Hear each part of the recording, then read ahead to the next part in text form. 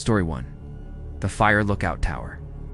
My name is Elias Crow, and for 4 consecutive summers I was the only human being on Mount Sentinel, living in a fire lookout tower that had stood since the 1930s. The Forest Service still operates a handful of these remote wooden cabins, even though satellites and drones do most of the heavy lifting now.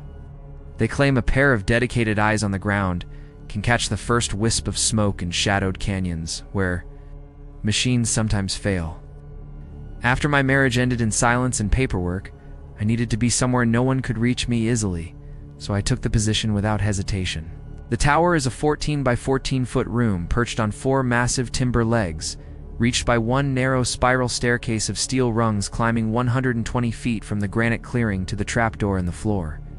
Inside there is a narrow cot, a small table, a propane stove, a shortwave radio, binoculars, an Osborne firefinder in the center, and tall windows on all 4 walls giving an unbroken view of pine and fir rolling away for 30 miles or more in every direction.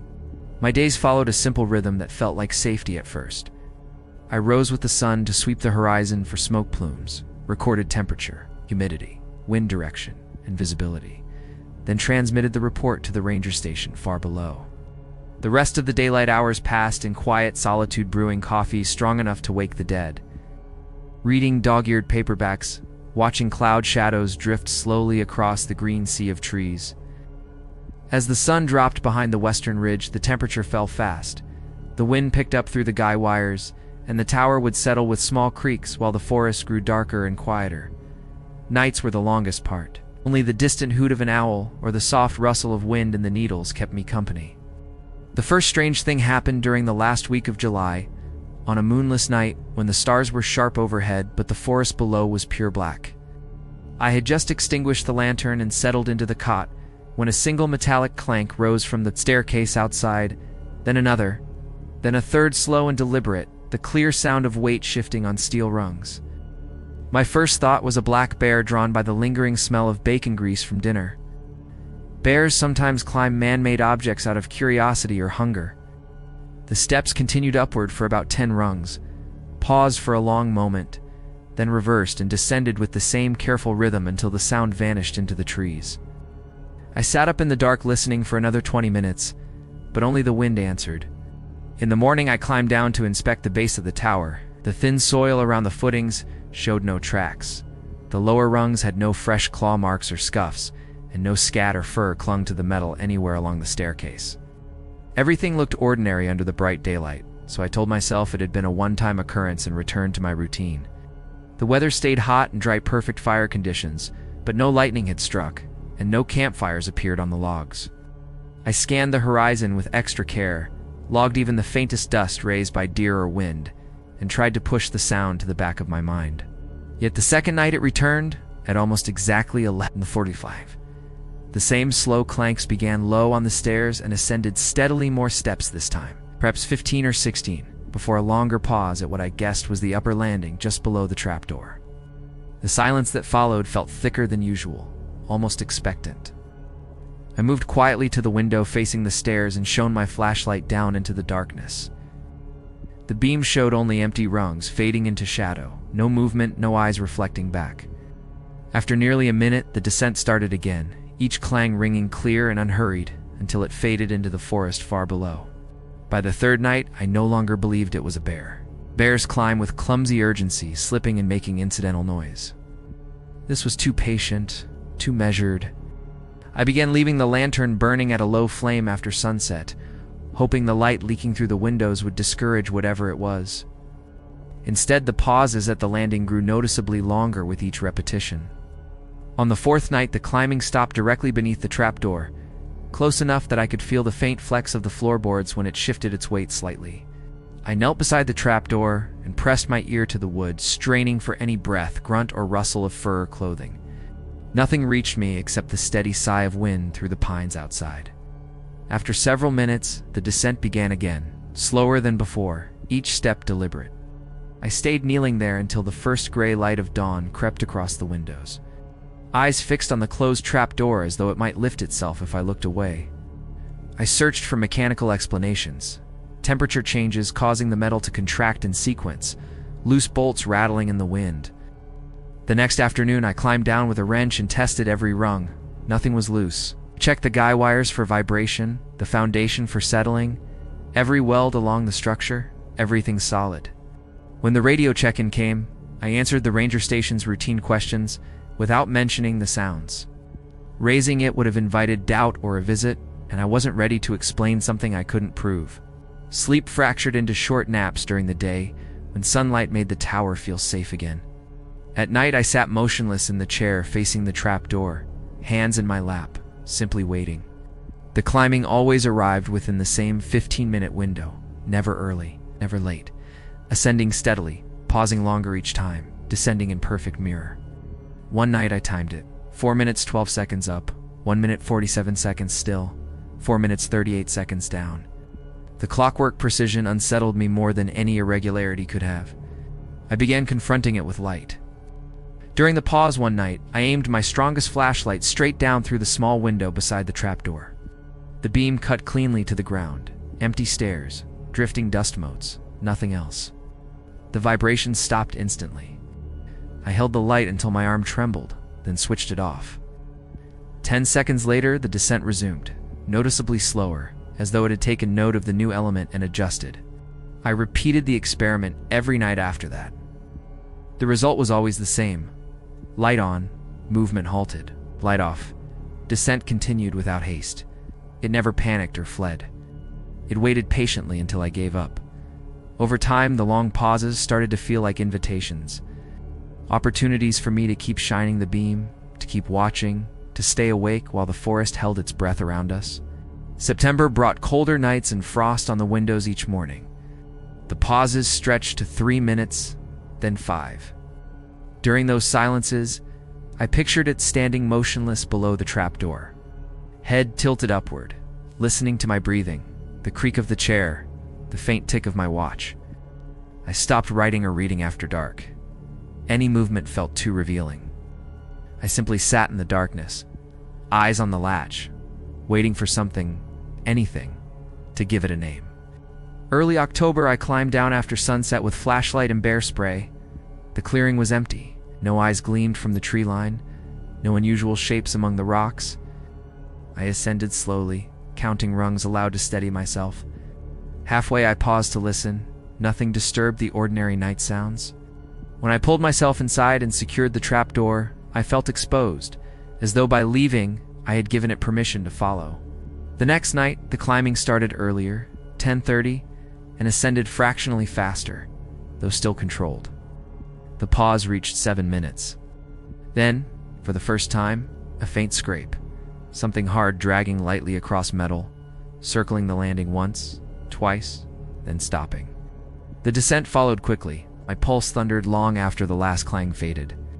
I began leaving the trapdoor unlatched by a hairline crack for better hearing, and I told myself, quicker escape. The idea of descending to meet it turned my stomach.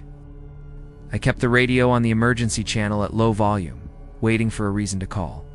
No reason came. Late October frost coated the glass daily. The forest looked stark and brittle. The climbing never skipped a night. I stopped asking silent questions in my head. There were no answers. One night, the ascent halted at the halfway point after the 12th clank. No landing, no pause, no descent. Complete silence followed. I waited 2 hours. Relief and dread fought inside me.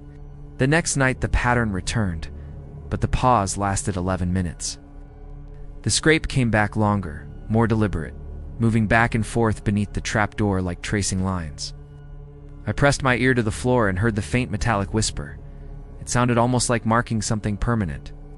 The following morning, I accessed old maintenance logs via the radio link. Most entries were routine. But in 1987, a lookout named Harlan Voss wrote, "Footsteps on stairs July 22nd to 29th. Nothing visible. Ceased after leaving trapdoor propped open one night." Voss resigned the next season with no further explanation. That evening, I left the trapdoor cracked wider.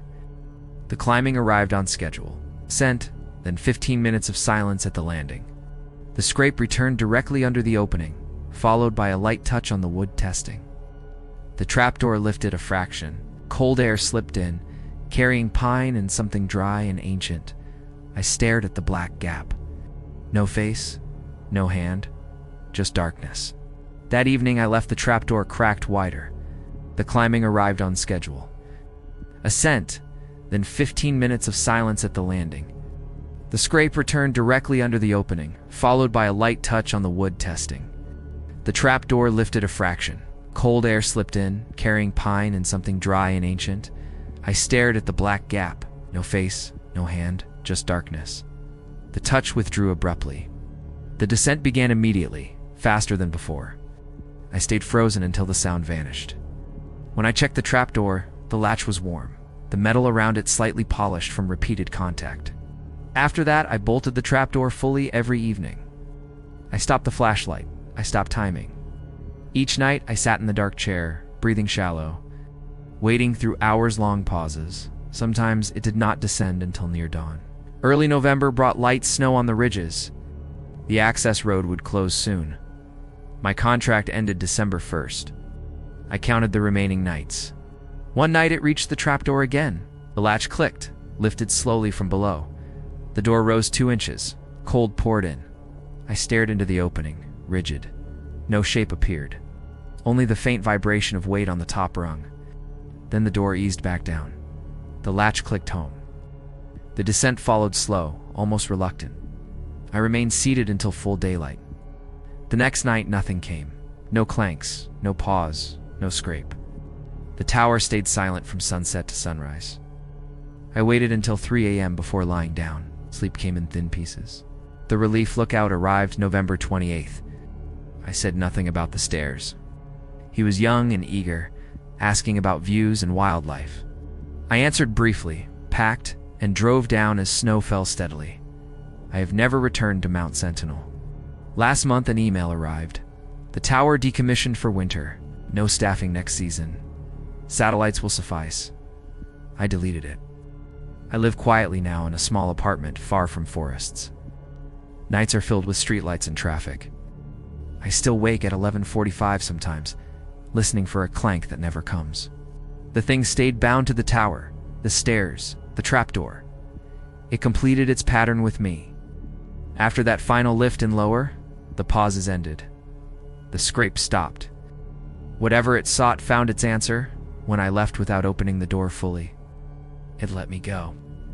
I sleep through most nights now. When I wake in the small hours, it is only 2 ordinary sounds. A car passing, a door closing somewhere down the hall. No metal rings rise in the distance.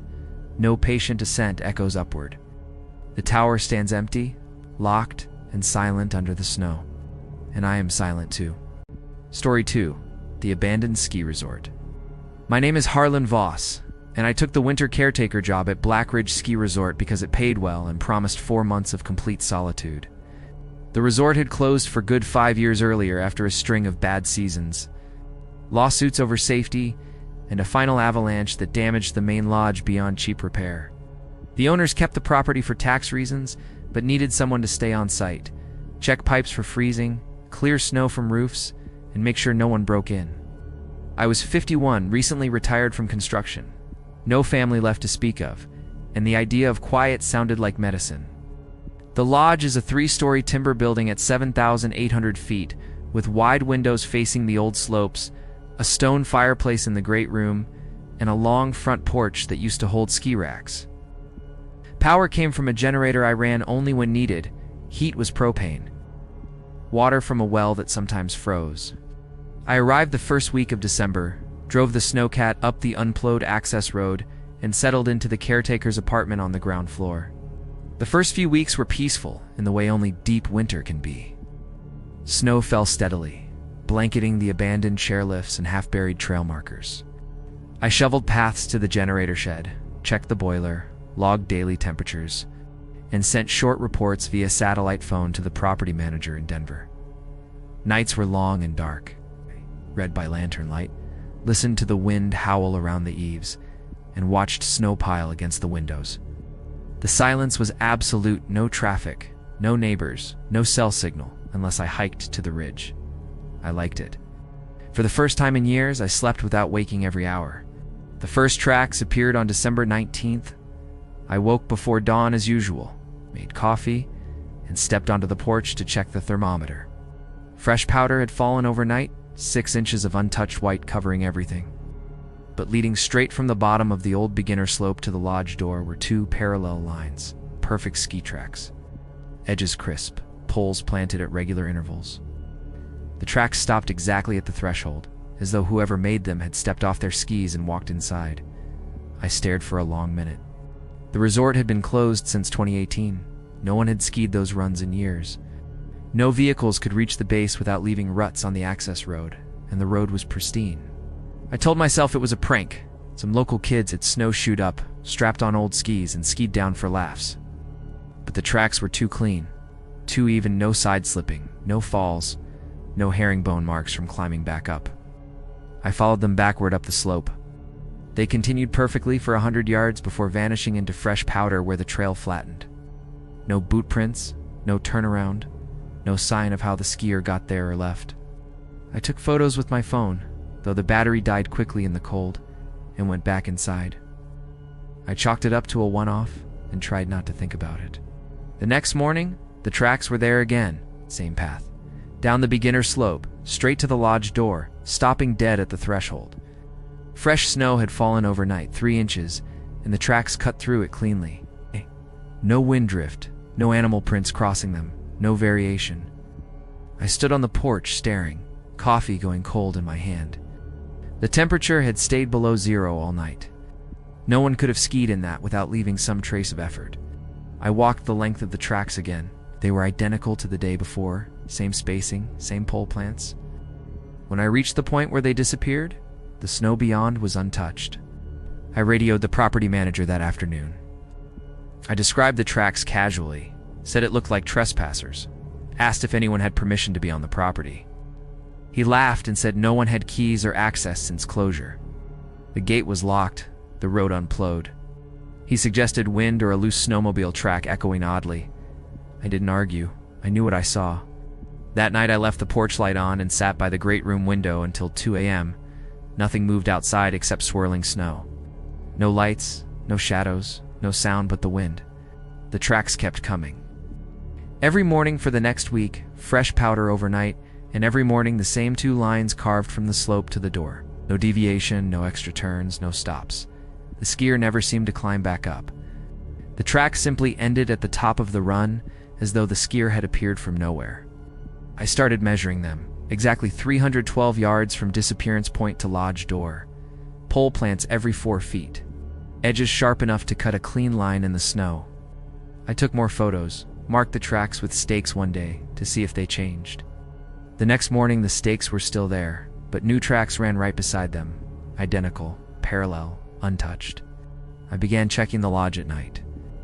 I walked the hallways with a flashlight, checked every room, every closet, the old ski shop, the kitchen, nothing out of place. No wet spots on the floor, no melting snow, no footprints inside. The front door remained locked. The deadbolt hadn't been turned, yet every morning the tracks led right to it. I started leaving the door unlocked one night, thinking if someone was coming in I'd catch them. The next morning the tracks were there again, but the door was still locked from the inside when I woke. By the second week of January, I stopped sleeping much.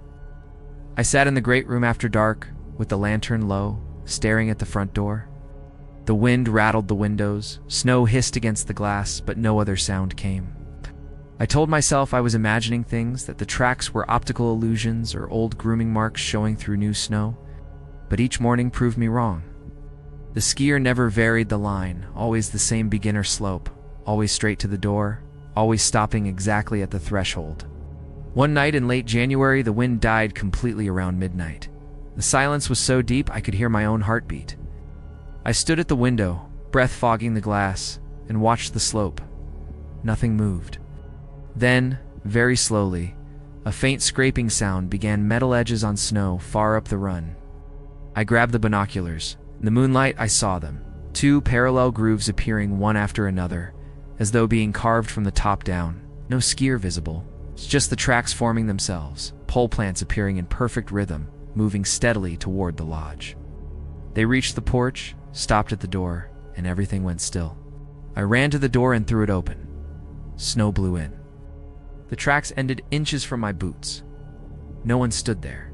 No skis, no poles, no footprints continuing inside. I stepped out onto the porch and looked up the slope. Tracks stretched back up into darkness, perfectly straight, no sign of who or what had made them. I closed the door, locked it, and sat in the chair until dawn. My hands shook when I poured coffee. The next morning, the tracks were gone. Fresh snow had fallen, covering everything evenly. No lines, no pole plants, nothing. I felt relief so sharp it hurt. I told myself the wind had finally erased them, or the skier had moved on. But that night, the scraping sound returned, fainter, higher on the slope. I didn't look. I stayed in the chair, lights off, listening as the tracks formed themselves again, inch by inch, down to the door. They kept coming after that. Some mornings faint, some mornings deep cut and fresh. Always the same path. Always stopping at the door. I stopped going outside at night. I boarded the lower windows with spare plywood from the shop. I kept the generator running longer to have light. Satellite phone battery stayed charged. I called the manager once more. Said I was hearing things, seeing tracks. He said he'd send someone in spring to check. Spring was 3 months away. In February, the tracks started changing slightly. One morning, they veered left at the bottom, circled the porch once, then returned to the door. The next day, they made a small loop near the steps, as though pausing to look up at the windows. I watched from behind the curtain, heart hammering. No figure ever appeared. Just the snow being shaped, molded, written on. I began talking to it. It's not out loud at first. Just in my head. What do you want? Why the door? Why not come in? No answers came. But the pauses at the end of the tracks grew longer. Some mornings the tracks lingered at the threshold for hours before fresh snow covered them. I felt watched in return. The lodge felt smaller, the silence heavier. One night, the scraping stopped halfway down the slope. No tracks reached the lodge. I waited until dawn, then went out. The lines ended abruptly in the middle of the run, as though the skier had simply vanished mid-turn. The next night they resumed, but slower, more deliberate. Pole plants farther apart, edges dug deeper. I checked the old guest logs in the office. It's names from 2017, the last season. One entry caught my eye. A family of 4 who never checked out. Their room keys were still in the drawer.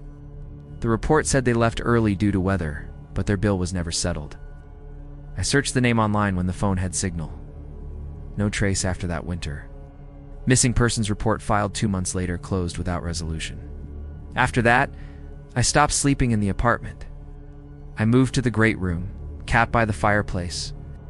I kept the axe from the woodpile inside. Not for defense, just to have something solid in my hands. The tracks continued, every morning. Always to the door. In early March, a storm dropped 2 feet overnight. I woke to find the porch buried, but the tracks were there, cut through the new snow, sharp and clean, ending at the door. I opened it. No one, just the cold rushing in. I closed it and sat down. I knew then it wasn't leaving. The manager finally sent a helicopter check in late March. They landed on the upper pad, 2 men in parkas. I showed them the photos, walked them to the slope. Fresh tracks were there that morning. They stared, took pictures, said it must be animals or wind patterns. They left after an hour. I watched the chopper disappear over the ridge. The tracks remained. April came. Snow began melting in patches. Tracks kept appearing, though fainter as the base thinned. One morning they stopped 10 feet short of the door. The next day 5 feet. Then 3. Then right at the threshold again, but shallower. On the last night of my contract, I sat by the door, lantern low. The scraping started far up. I listened as it came closer, slower. Pole plants deliberate, edges careful. It reached the porch, paused longer than ever, stood up, hand on the knob. I opened the door. Snow swirled in. The tracks ended inches from my feet. No one stood there. But the air felt thick, expectant. I spoke aloud for the first time. You can come in if you want. Nothing happened. The wind rose. The tracks began to soften at the edges as flakes fell. The next morning, the tracks were gone. No new snow had fallen. Slope was bare in places, the old grooming visible underneath. No lines, no pole plants, nothing. I packed my things, locked the lodge, drove the snowcat down the road for the last time. I live in a small house now, far from mountains. Still wake sometimes at the hour the tracks used to form. I listen for scraping on snow that isn't there. It never comes. Whatever it was finished, its pattern with me. It reached the door night after night, waited, and when I finally opened it and spoke, it left without crossing the threshold. The resort is still closed, still silent under summer grass and winter snow. The tracks have never returned. Story 3. The Lighthouse That Still Works. My name is Mara Ellison, and I accepted the temporary keeper position at Point Reyes Light because the Coast Guard required a human presence during the winter months to monitor the aging beacon and override any failures in the automated system, while I myself was desperate for a place where no one could find me. The lighthouse has operated on automation since the 1970s, but recurring Pacific storms frequently damage solar panels and backup generators, forcing occasional manual staffing to ensure the light never fails. At 38 years old, I was emerging from a long relationship that had faded into mutual silence and exhaustion, and the promise of months alone with the ocean and the wind felt like the only thing that could quiet the noise in my head. The tower itself stands 85 feet tall, painted white with a red lantern room at the top, perched on a rugged headland 200 feet above the crashing Pacific. Access is limited to a narrow concrete path from a locked gate at the parking lot, and the keeper's cottage attached to the base contains only the essentials: a cast-iron wood stove for heat, a narrow single bed, a scarred table for meals and logs, a shortwave radio for communication, and large windows that frame nothing but endless gray sea. I arrived in early November with my truck packed full of canned food, coffee, extra blankets, and a few books I intended to read, although I rarely opened them once the routine took hold. The first few weeks passed in a steady rhythm that began to feel like a form of healing.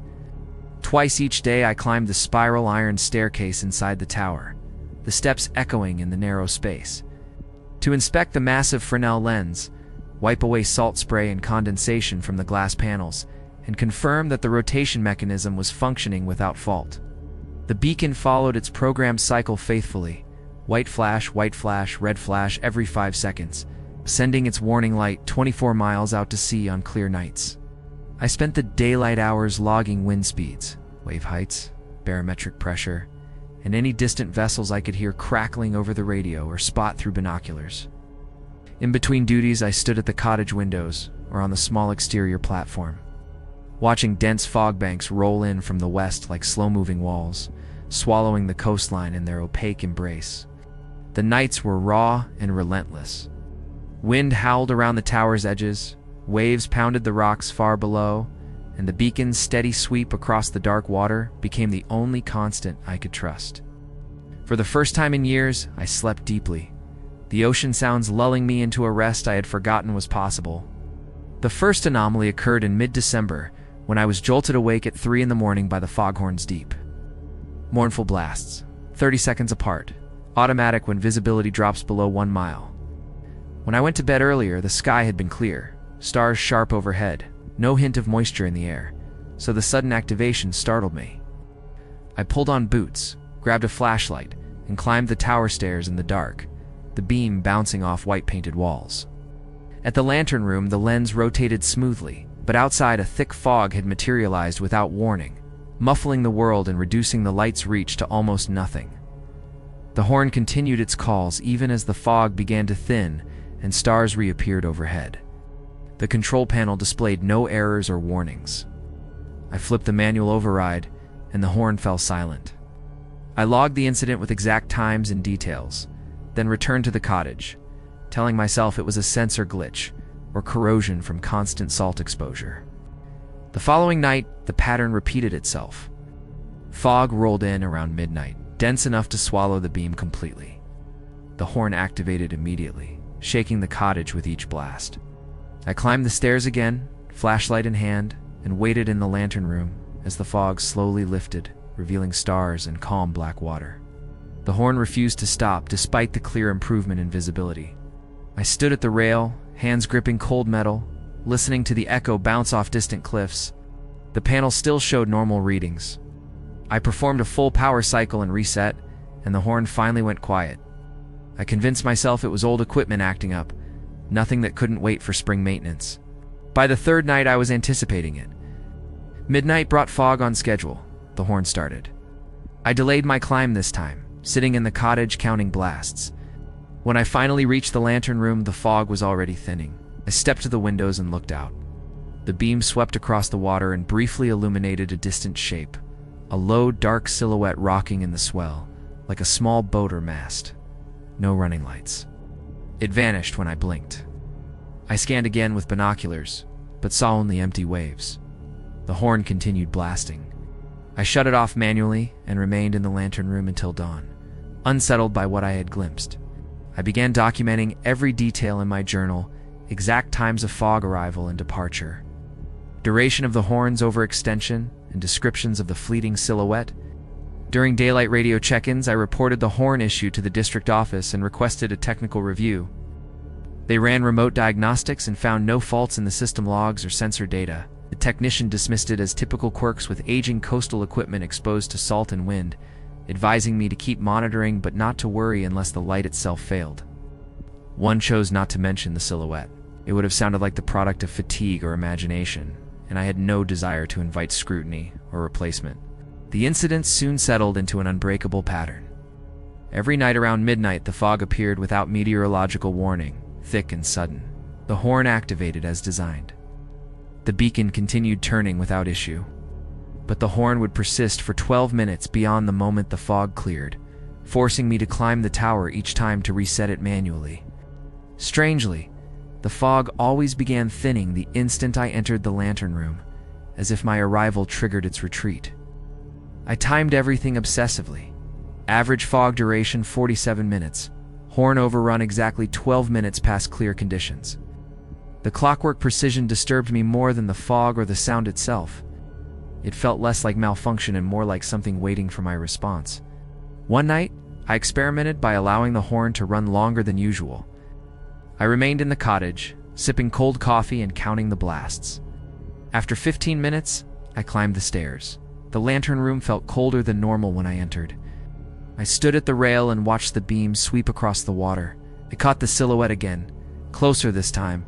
A small boat with a low, dark hull, no lights, rocking but not advancing. The fog parted around it like curtains drawn aside. Then the horn stopped without any intervention from me, and in the same instant the boat dissolved into the darkness. I stayed in the lantern room until first light, heart beating too hard. After that, I moved my nights to the lantern room itself.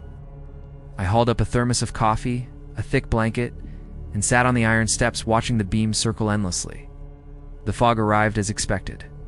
The horn began its calls. I waited. 12 minutes after the fog lifted, footsteps sounded on the spiral stairs below, slow.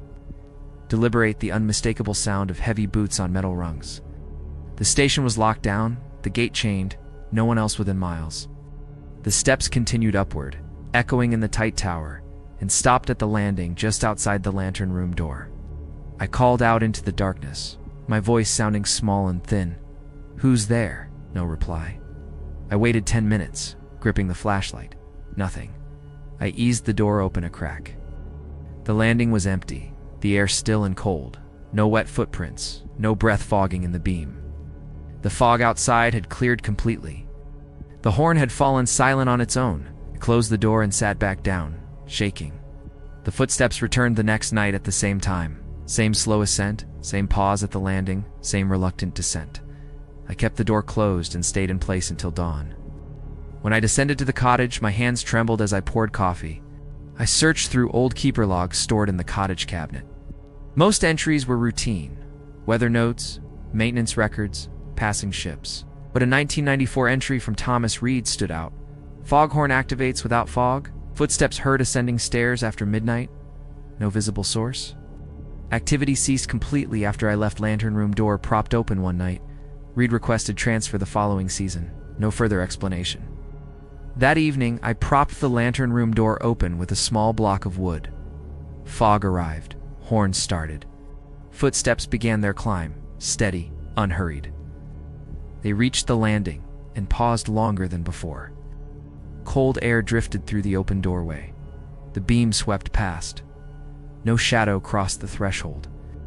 The footsteps retreated downward. The horn stopped without intervention. The footsteps became a nightly event. Always the ascent during the horn, the extended pause at the open door, the slow descent. They never entered the lantern room. The silhouette on the water appeared more frequently, closer each time, always caught in the beam's path, always vanishing when the horn fell silent. I spent those hours sitting on the steps, door open, blanket around me, waiting. January fogs grew denser, winds stronger.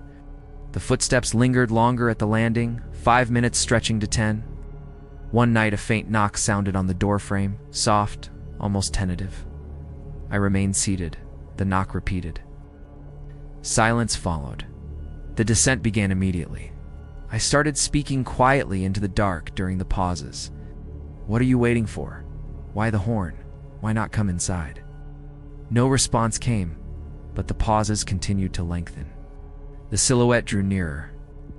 One night, it was close enough to see details.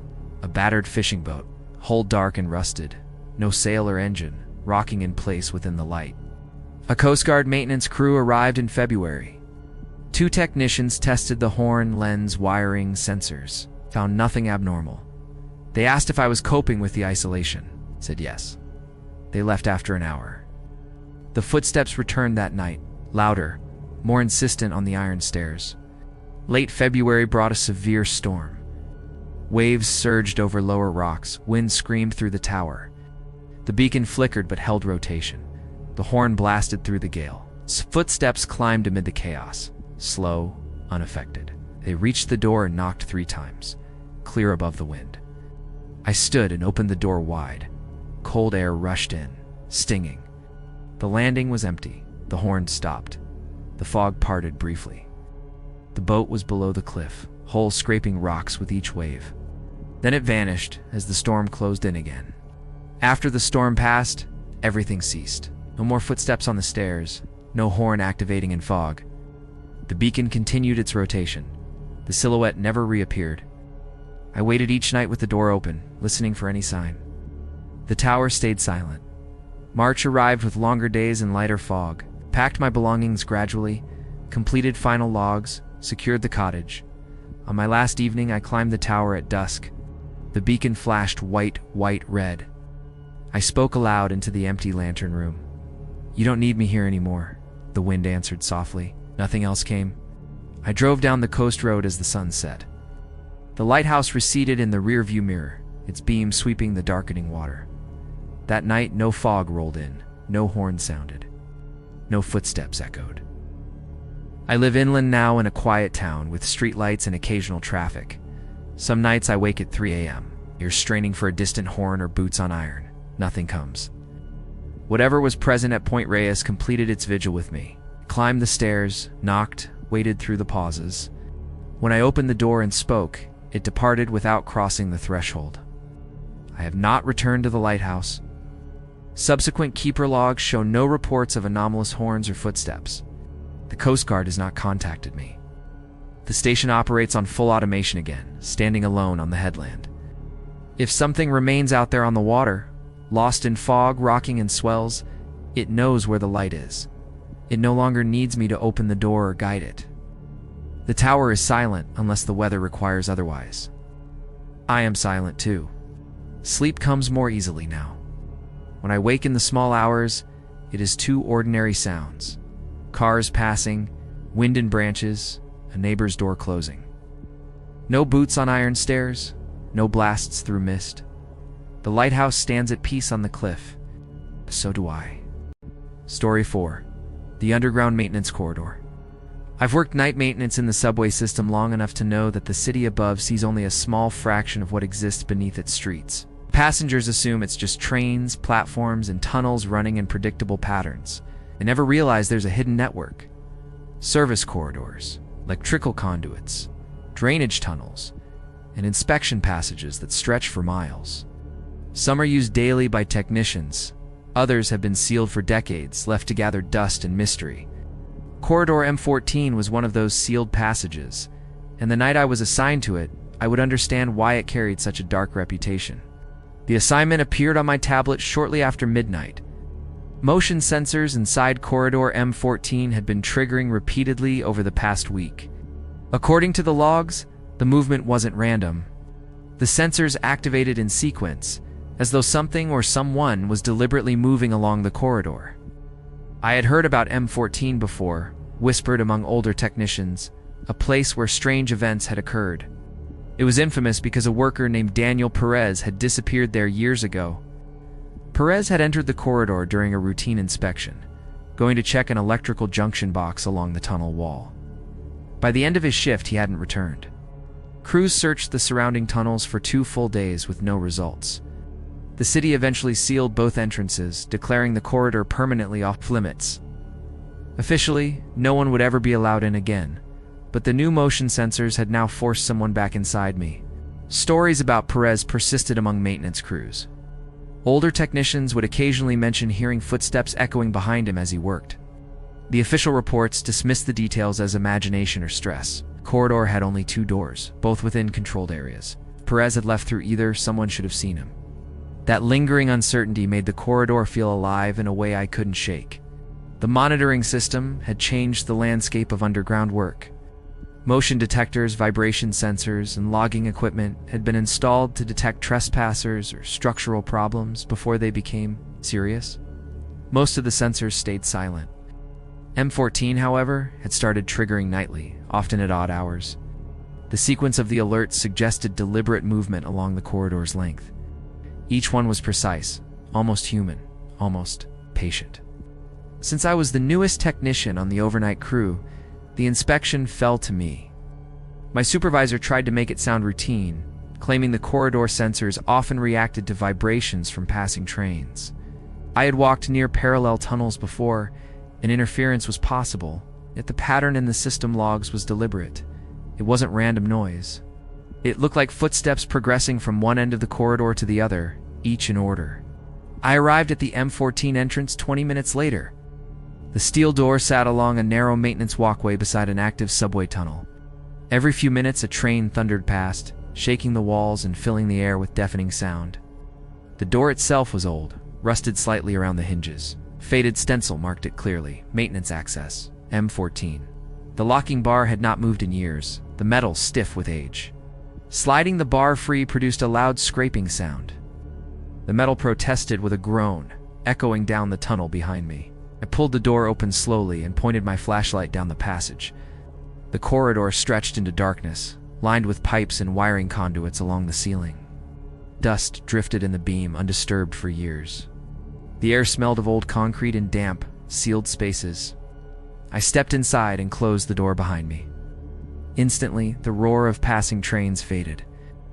The corridor was silent except for the echo of my own boots.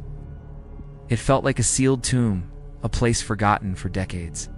Just wide enough for 2 people to walk side by side, the passage held an oppressive stillness. Sensor panels mounted every few dozen feet marked the route. My flashlight beam trembled slightly as I advanced. The first sensor panel appeared about 40 feet and I crouched to connect my inspection tablet. The panel looked intact, no corrosion or loose wires. Yet the log confirmed motion alerts from the previous night, each lasting only a few seconds. Something or someone had passed through the corridor recently. The evidence was in the logs and the subtle disturbance of the dust along the floor. I stood and examined the surroundings carefully. A thin layer of gray dust coated the concrete. Aside from my footprints, the floor seemed undisturbed, yet the logs suggested otherwise. Chill ran through me as I realized this corridor might not be as empty as it should have been. I continued forward slowly, flashlight sweeping every corner. About 20 steps in, I heard it. Faint, soft footsteps behind me, echoing unnaturally. 2 impacts. I spun, flashlight sweeping the corridor, but it remained empty. My heart began to race. The silence that followed was heavier than the echoes. Something was here. Something was moving behind me. I told myself it was my imagination, but a gut instinct warned otherwise. The second sensor station came into view. Its logs mirrored the first, recording sequential movement through the corridor the previous night. Dust along the base of the wall had been disturbed slightly. Thin streaks ran through it, subtle but clear. It suggested something brushed across the floor recently, leaving traces of its passage. I followed them cautiously, heart hammering as the corridor seemed to grow colder. The footsteps returned, louder and more deliberate. 3 slow steps, echoed in the concrete tunnel. I spun around toward the entrance, flashlight scanning, but no one was there. The air felt heavier, oppressive, like the corridor was closing in. I paused, trying to steady my breathing. The feeling of being followed was overwhelming, and no doubt something was inside, moving with me. I advanced toward the midpoint of the corridor. My boots echoed unnaturally, and sometimes my own steps seemed delayed in the narrow passage. I could almost hear them mirroring me. The third sensor station loomed ahead. Its log showed the strongest activity of all. Motion passed there repeatedly during the night. The dust in front of it bore more pronounced marks. It looked like footprints, elongated, narrow, almost human, but not quite. I followed the trail of marks toward the far door. It had been sealed like the entrance, untouched, or so I assumed. But as I approached, I noticed the metal around the handle was scratched. The paint was gouged, exposing bare steel beneath. Whoever or whatever had been here had tried to open it. My pulse quickened as I crouched beside the final sensor to examine the log. The most recent motion alert had triggered less than half an hour before my arrival. I stood, heart racing. The footsteps returned, slow, deliberate, echoing off the walls. One step, then another. I froze, shining my flashlight toward the darkness behind me. The corridor remained empty, yet the air felt alive. Something was here. I could feel it. I gripped my flashlight tighter, the beam trembling slightly in my hand. The footsteps continued, but now they sounded more deliberate in a way that was almost intelligent.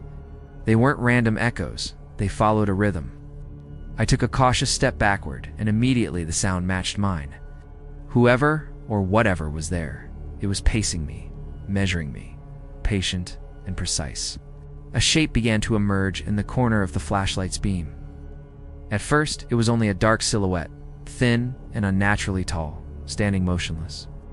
My heart skipped a beat as I realized its proportions were wrong. Shoulders too narrow, limbs elongated, head tilted slightly as if listening.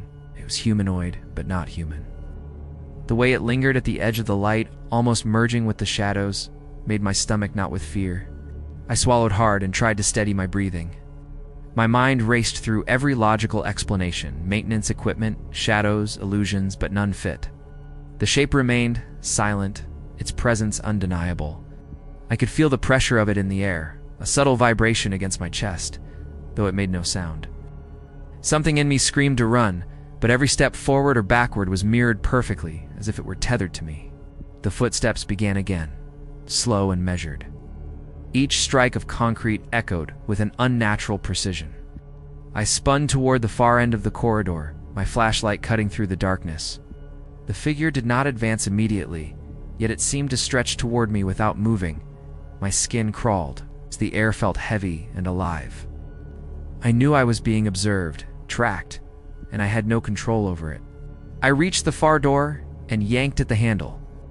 The metal was cold, scraped against my palm, but it gave way. Fluorescent light spilled into the corridor from the service tunnel beyond, harsh and artificial. I stepped through quickly, sliding the locking bar into place behind me. Instantly, the footsteps ceased. The corridor returned to silence, but I felt the weight of those steps lingering, just beyond the door.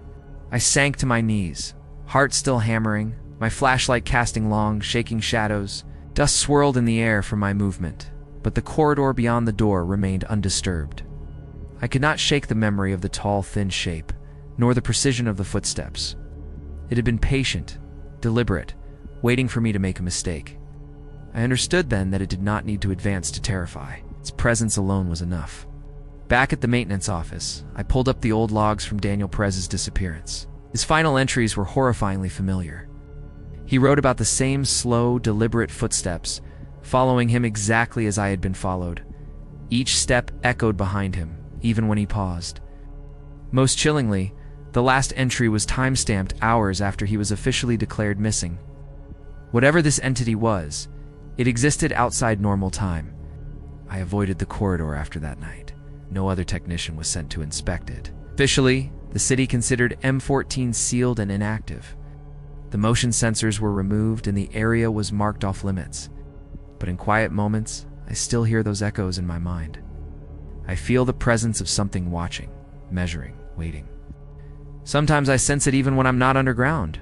Empty service tunnels, I catch the subtle pressure of footsteps behind me. The memory of the elongated shadow is burned into my vision.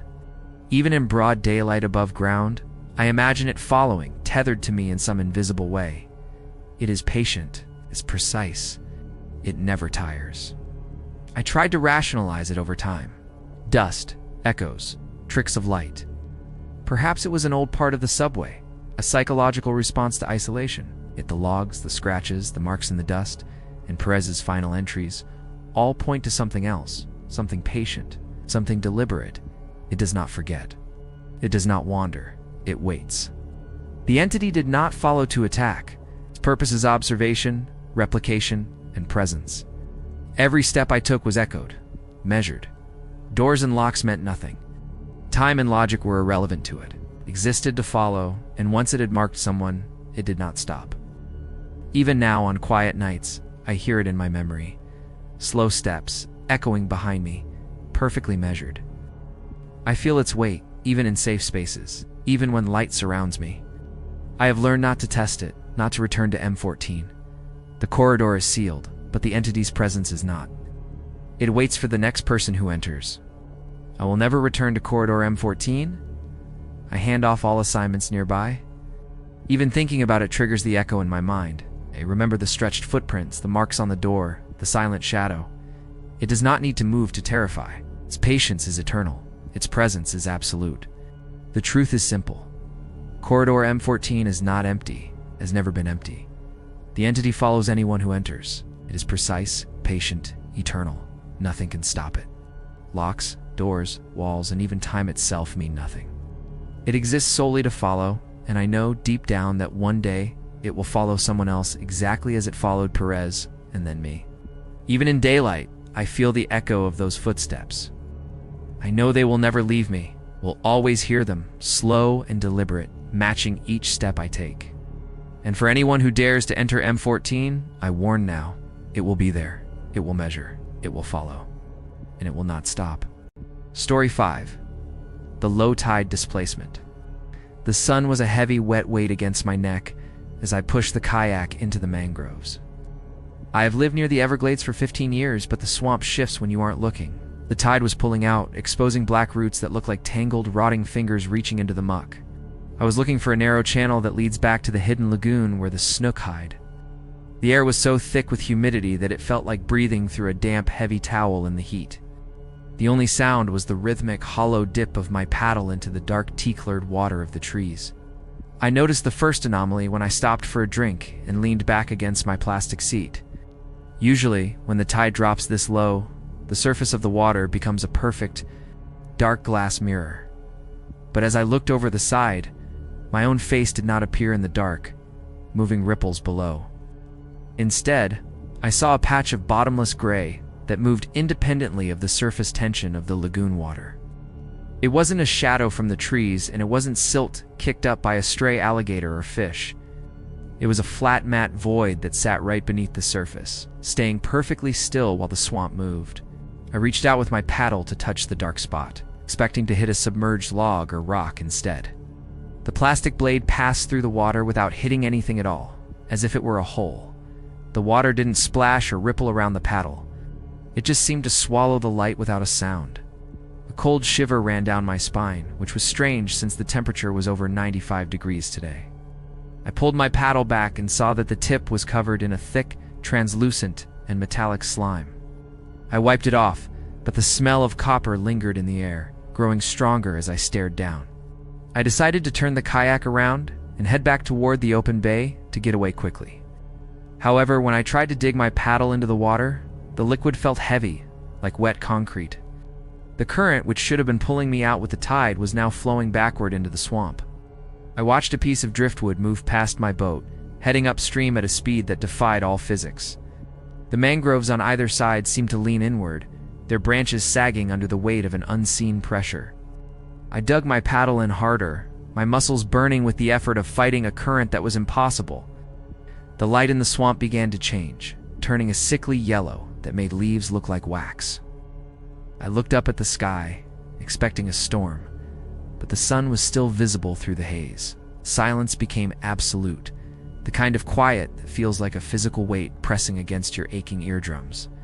I couldn't hear the cicadas anymore, and the usual splashing of small fish in the shallows had vanished. I was alone in a tunnel of trees that felt like it was shrinking around my narrow boat. I stopped paddling for a moment to catch my breath, and that's when I heard the heavy thud. It sounded like a massive weight being dropped into the mud, carrying a strange, organic, and wet quality. I looked toward the sound and saw the mangrove roots swaying violently, though there was no wind today. Something was moving through the dense tangle, something large enough to displace trees, but silent enough to stay hidden. I grabbed my emergency whistle, but my throat was so dry I couldn't make a single audible sound. The dark patch in the water was now following the side of my boat, staying perfectly synchronized now. I realized the displacement wasn't just in the water, it was in the air, making the exit feel miles. I began to paddle with a frantic energy, ignoring the pain in my shoulders and the salt spray. Every time I looked back, the tunnel behind me seemed to be filling with a thick white mist. The thudding sound followed me, getting closer with every stroke, moving through the roots at a fast pace. I saw a flash of something gray and hairless through the gaps in the trees, a long limb. It didn't have scales or fur. It looked like wet skin stretched over a frame of jagged bone. I didn't look back a second time, focusing all my remaining strength on the patch of open water. Just as I reached the mouth of the tunnel, the dark patch surged upward, lifting my kayak high. I nearly capsized, my heart leaping as I saw the water beneath me turn into a slime vortex. I slammed my paddle down, and for a split second, I felt the blade strike something solid and cold. A high-pitched, vibrating hum filled the air, a sound so intense that it made my vision start blurring. I pushed off the solid mass with all my might, launching my kayak forward and out into flats. I didn't stop paddling until I was a mile away, my lungs burning as the sun hit. I sat in the open water for a long time, watching the edge of the trees from distance. The mangroves looked perfectly normal from the outside, a green and silent wall that betrayed nothing of reality. I looked down at my paddle and saw the plastic was melted in a jagged, swirling pattern now. The slime was gone, but the smell of copper was still etched into my skin, haunting my senses. I checked my GPS and saw that the device was completely dead, the screen cracked from the inside. I didn't try to fix it. I just stowed the paddle and began the long row back home. The boat ramp was empty when I arrived, the evening shadows stretching long across the gravel and pier. I loaded my kayak onto the roof of my truck with shaking hands, moving before the sun dipped. I couldn't stop looking at the water in the slip, half expecting to see that dark, matte void waiting. Every splash of a jumping mullet or the rustle of a palm frond made me jump in fear. I drove away without looking back, the tires kicking up a cloud of dust in the red light. I knew I wouldn't be coming back to this part of the Everglades again for any reason. I spent the next 3 days in my house with the curtains drawn, feeling the heavy air inside. I kept smelling that metallic scent of the slime, even after I had scrubbed my skin very raw. My paddle sat in the garage, a twisted piece of evidence that reminded me that the encounter was... I found a small wet smudge on my hallway floor that night, a translucent smear like swamp mud. I cleaned it up immediately, but by the next morning the smudge had returned, larger and quite distinct. I realized then that the displacement hadn't stayed in the swamp. It had followed my fear back home. The sounds from outside the house began to change, the familiar rustle being replaced by a heavy thud. I heard the wood of my porch groan under a weight that shouldn't have been there tonight. I didn't go to the window to look because I knew I would see that bottomless gray void.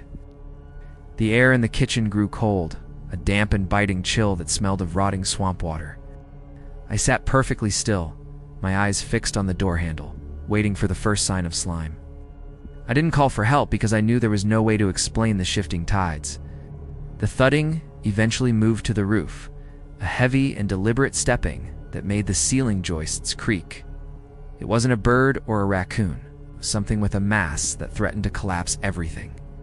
I could hear the hum again, that high-pitched vibration that made my skull feel like it was squeezed. I closed my eyes and tried to focus on my breathing, but the air was thick with swamp.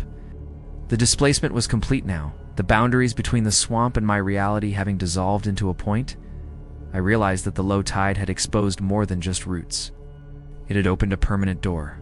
By the fourth morning, the sounds finally stopped, and the air in the house returned to normal quality. I walked out onto my porch and found it covered in a fine white dust, like crushed shells. The dust was arranged in a perfect circle around the entire house, though there were no tracks visible. I packed a small bag and left the keys on the counter, driving north until the landscape changed. I live in the mountains now, in a place where the water is clear and the roots, but sometimes, when the air gets humid, I look down at my feet and expect my reflection. I still have the paddle, though I keep it locked in a box in the basement away. I know that the Everglades are still there, shifting and breathing in the heat, waiting for the next. The displacement wasn't a singular event. It was a warning that the earth has places that are dark. I don't go near the water anymore, not even the small streams, because I know what hides now. The low tide will always return, and the mangroves will always reach out for those who think. I am a survivor, but a part of me never really left that dark tunnel in the park. I keep the lights on even in the daytime now, a habit that my new neighbors find strange. Shadows are no longer just the absence of light to me. They are potential anchors for the thing.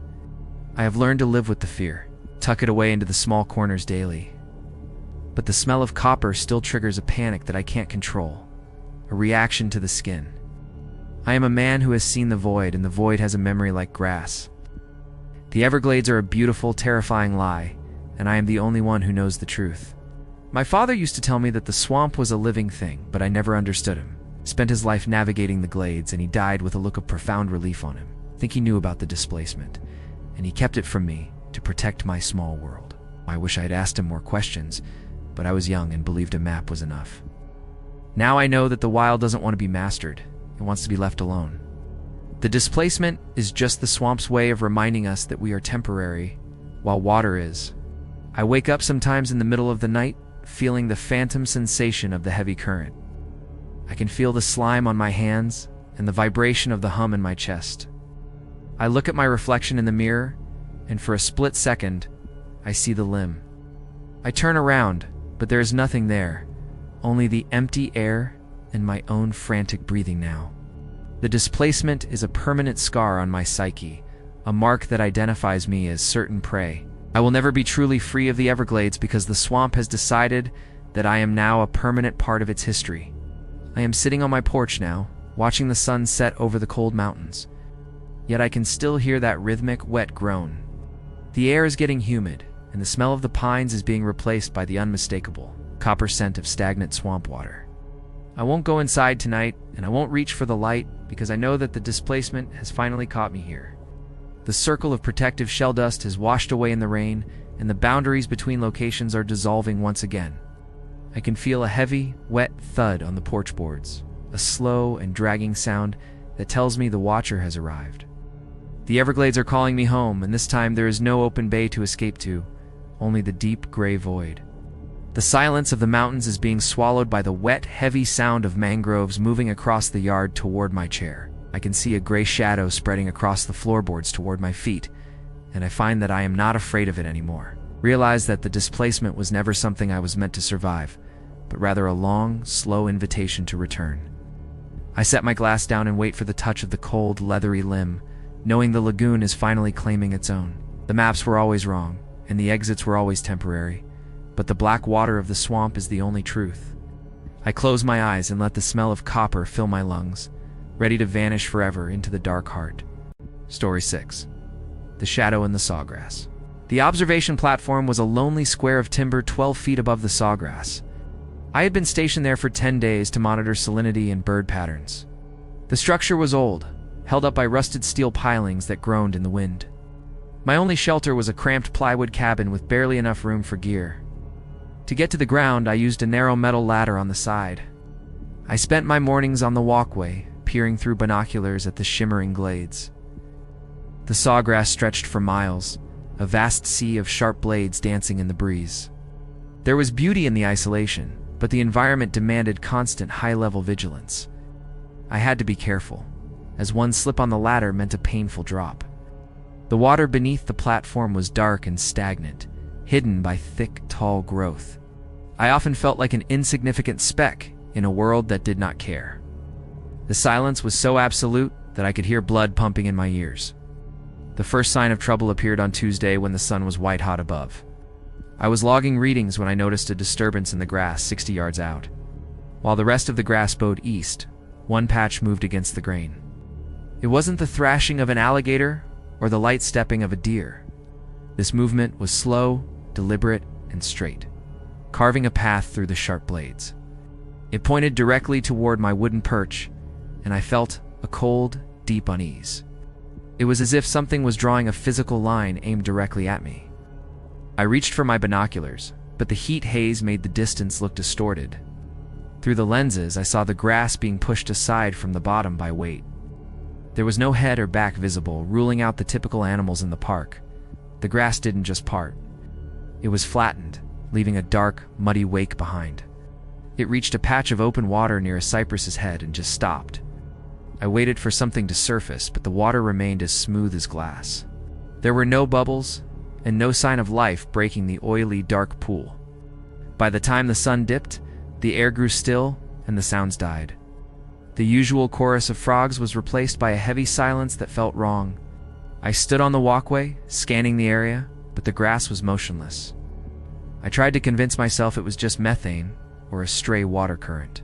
But deep down, I knew the physics of the movement didn't match anything natural. I went back inside and locked the door, needing solid walls around me now. I felt vulnerable, suspended in the air like live bait waiting for a strike.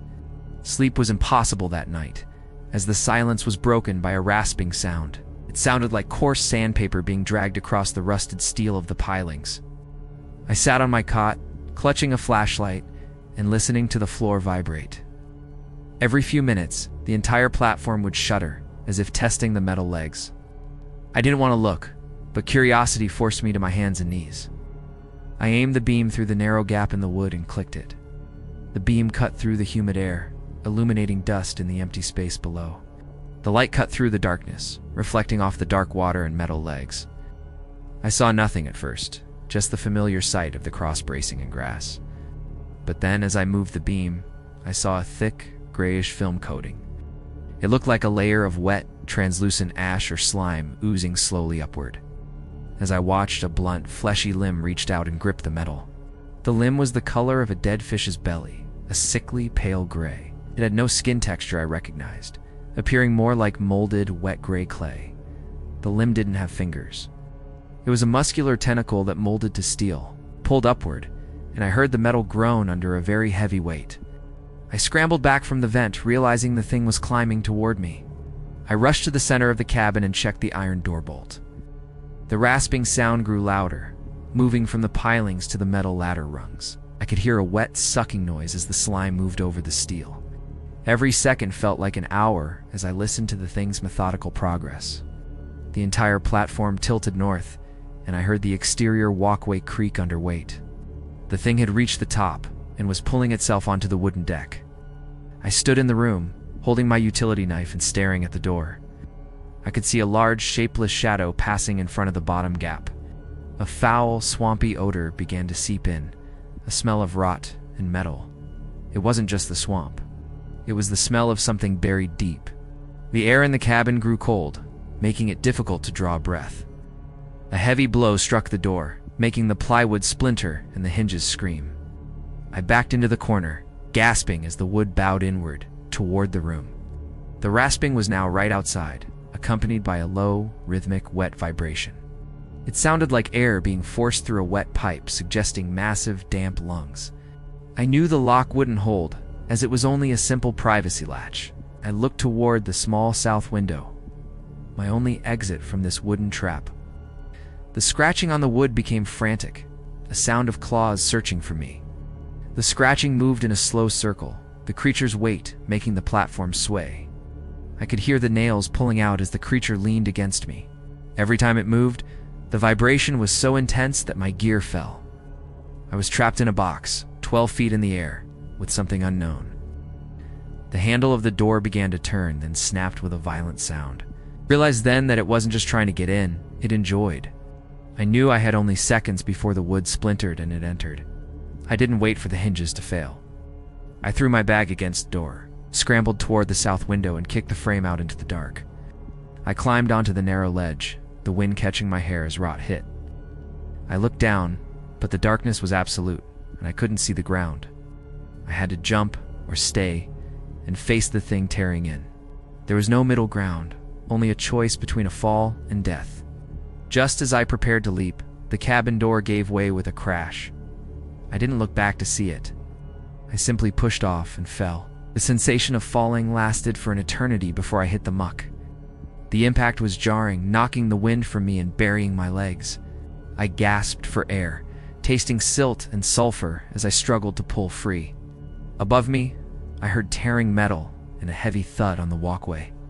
The thing knew I was down there, and I heard it descending the ladder. I pulled my legs free with a frantic effort, the muck sucking at me. I didn't try to stand up, knowing I would only sink deeper. Instead, I began to crawl through the sawgrass, the blades cutting my raw palms. I stayed low, keeping my belly against the mud to hide my silhouette. Behind me, I heard the thing hit the water at the base width. I didn't look back to see its shape. I only focused on moving. I was a prey animal now, moving with the primal instincts of hunted. The sawgrass felt like an endless maze of sharp walls and dark shadows. I kept moving away, guided by the distant glow of highway lights on the horizon. Every time a bird took flight or a fish splashed, I just froze. I could feel the presence of the thing behind me, a cold weight. The smell of rot was heavy, a reminder it wasn't finished with me. I reached a small patch of solid ground near some cypress trees tonight. My chest was heaving, and my hands were slick with blood and water. I sat in the shadow, staring back toward the platform in the dark. There was no sign of the creature, but the silence was absolute there. I knew I couldn't stay on the roots, as it was small. I had to reach the access road, which was miles to the north. I forced myself back into the water, the cold muck rising to knees. My muscles were screaming in protest, and my mind was fogging from shock. Every rustle of the wind sounded like the rasping of the thing's breath. I kept my head down, pushing through the grass as fast as possible. The trek was a blur of pain and identical stretches of dark water. I hit a deep channel where the water rose to my chest suddenly. The mud at the bottom was soft and treacherous, threatening to pull me. I reached the other side and collapsed on a limestone shelf, shaking violently. I looked at my hands and saw that gray slime was still there. I tried to rub it off, but it was like a second skin. I felt a surge of nausea and pushed forward, refusing to stay. The sun finally broke over the horizon, casting long shadows across the grass. I saw the glint of my truck's windshield in the distance, a spark. I reached the gravel shoulder of the road and pulled myself onto road. I scrambled into the cab of my truck and locked the doors tight. I didn't look in the mirror, fearing I would see a gray form. My hands were shaking as I turned the key and heard engine. I drove away from the Everglades, tires screaming as I pushed the truck. I spent the next 3 days in a daze, barely leaving home. I cleaned the wounds on my hands, but slime left silver scars behind. I couldn't stop thinking about the platform tilting and the metal groaning once. I resigned from my position with an email, citing a personal medical emergency. I didn't tell them about the cabin, knowing they would never believe it. They sent a team to recover gear and reported a heavy storm. There were no signs of animal activity, only the destruction of my equipment. I moved to a different city months later, taking a job in office. I found that I couldn't tolerate the silence as it brought back rasping. I keep a radio playing in my apartment to drown out the swamp. I avoid the outdoors, sticking to the concrete where everything is safe. My friends think I've burned out from years of fieldwork, and I agree. I am a man of the light now, a creature of city. I know the truth is something they are not prepared to hear. I sometimes wonder if the thing is still out there in water. I wonder if it remembers the taste of the air or the jump.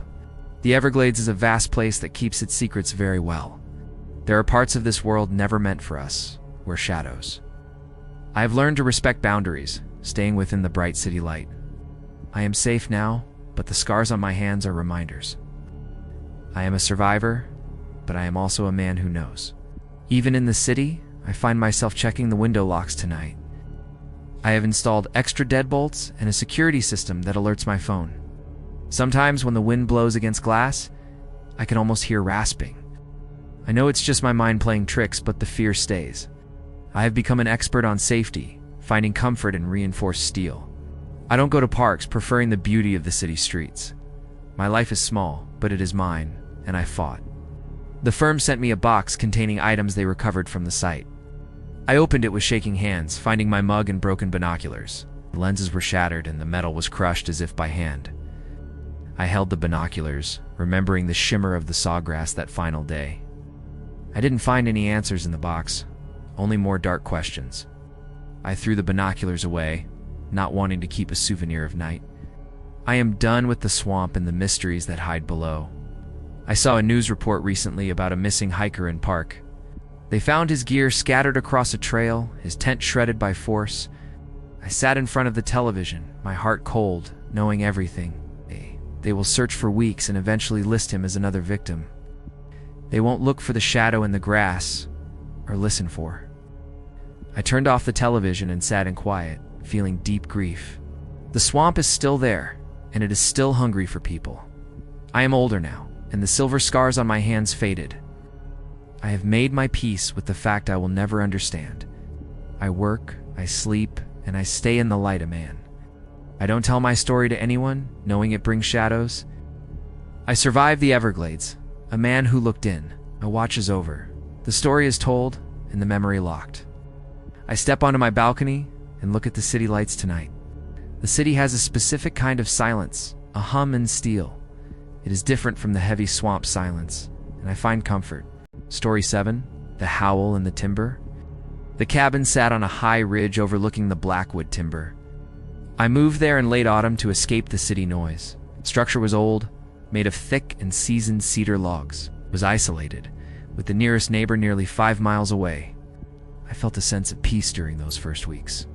The wind whistled through the pines like a soft, haunting song. I spent my long days chopping wood and clearing the brush. The air was crisp, and the sky remained a deep blue. I noticed the silence of the woods was very strange lately. There were no squirrels and very few birds in the branches. It felt as though the forest was holding its breath today. I ignored the feeling, blaming my own city-bred, anxious nerves. The first real sign of trouble appeared on a cold Thursday. I was on the porch, watching shadows stretch across the floor. A sound drifted from the valley, a low, guttural howl. It wasn't a coyote or the familiar cry of a wolf. The sound had a heavy quality that shook my very bones. I felt a primal fear spike as it finally ended. I retreated inside and locked the heavy oak door very tight. The cabin felt smaller, the windows looking like dark, staring eyes. I sat by the fireplace, the crackling wood my only comfort. I told myself it was just a mountain lion nearby tonight, but the weight of the sound suggested something much larger. I didn't sleep well, listening for the sound to return.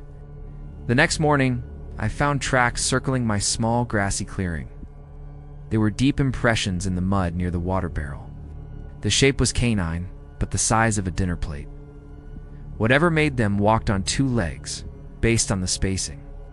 I felt a cold sweat break out as I measured. The tracks led toward the dense, dark thicket to the north. I decided to stay inside, keeping my rifle very close now.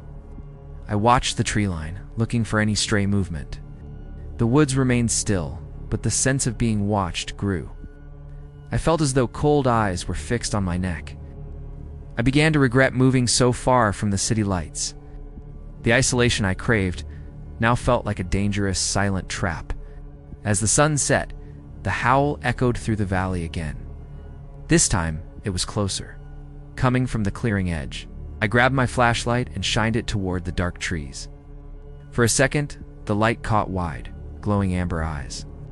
They were set high off the ground, 7 feet up. The eyes blinked once and vanished into the black shadows. I spent the night in the loft with my gun ready. Every creak of the cabin made me jump and grip. I heard something heavy brushing against the exterior log walls. It moved slowly, circling the cabin like a hungry wild predator. I could hear its breath, a wet huffing and dark sound. It was testing the walls, searching for a weak spot. The scratching started at midnight beneath the small kitchen window. It was the sound of claws dragging across the cedar. The wood groaned under the pressure of something massive leaning. I stayed silent, afraid that even a breath would tell. The creature let out a low growl that made glass vibrate. It knew I was inside, and it was letting me. The next few days were a blur of deep, raw terror. The creature returned every night at the same dusk hour. It would circle the cabin, howling and scratching the logs. I ran out of wood and broke up my furniture. I was trapped, afraid to walk to my truck out there. The tires were shredded by something with very sharp teeth. I realized I was being besieged by this ancient forest entity. It wasn't just hunting for food, it played a game. It wanted me to feel the walls closing in now. My food supplies were low, and the pump had failed. I was forced to drink stale water from the barrel. Every sip tasted like iron and the damp, dark earth. On the 7th night, it finally tested the cabin door. I heard a massive shoulder slam the yoke with thud. The hinges screamed and the bolt bent under the force. I rushed to the door and braced with the table. I could hear the thing sniffing the bottom gap now. The smell of wet fur and old copper filled. I shouted at it, my voice cracking with deep fear. The scratching stopped, and I heard a low, huffing laugh. It was a terrifying human sound that made skin crawl. I realized I wasn't dealing with a simple wild beast. This thing had an intelligence that was cruel and focused. It moved away and climbed onto the low cabin roof. I could hear heavy footfalls directly above my head now. It paced slowly, its weight making the rafters groan and pop. I aimed my rifle at the ceiling, waiting for claws. The creature began to tear at shingles with powerful hands. I heard wood splinter and cold air began to leak. I was running out of time to act today. I grabbed a kerosene can and a rag from storage. I soaked the cloth and tied it to heavy wood. If it came through, I would meet it with fire. The scratching grew louder as it peeled back the roof. I saw a gray-furred hand reach through the hole. It had long black talons that curved like sickles. I struck a match and lit the torch, roaring hot. I thrust the fire toward the hand, hearing pure agony. The creature scrambled back, weight shifting on the slanted roof. I heard it leap to the ground with a thud. It howled in rage, a sound that shook the foundation. I climbed the ladder to inspect the damage to ceiling. The hole was small, but cold wind poured inside now. I covered the gap with a piece of heavy metal. I knew the fire had only bought me very little. The creature was wounded, making it more dangerous to me.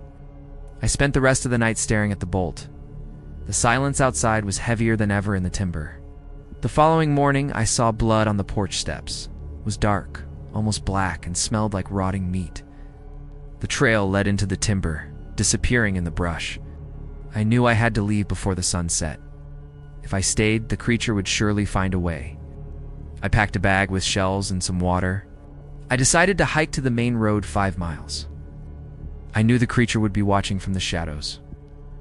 I stepped off the porch, my rifle held very tight. Every snap of a twig sounded like a loud shot. I moved quickly, staying in the open areas to see. My heart was a drum, beating a frantic, wild rhythm.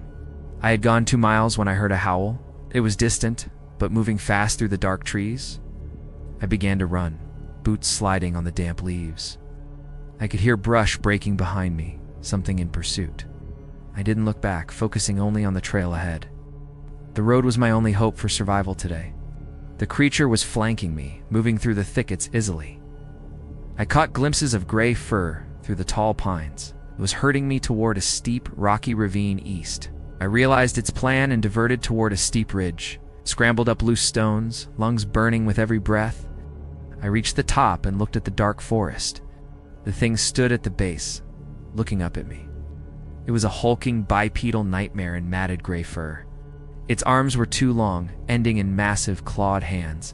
It didn't howl, it just watched me with amber eyes. I aimed my rifle and fired a shot into air.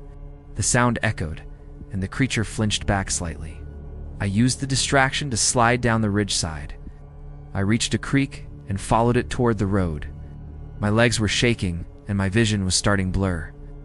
I could hear the creature splashing in the water. It was closing the gap, long strides eating the distance. I saw the flash of a sign through trees. I burst through the brush and hit the pavement. A logging truck was rumbling down the road nearby.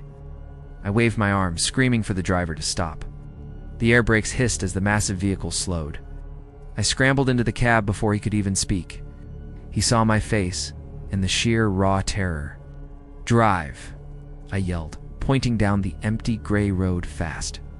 He didn't ask. He just slammed into gear very quickly. As we pulled away, I looked back at the woods. The creature was on the shoulder, watching the truck disappear.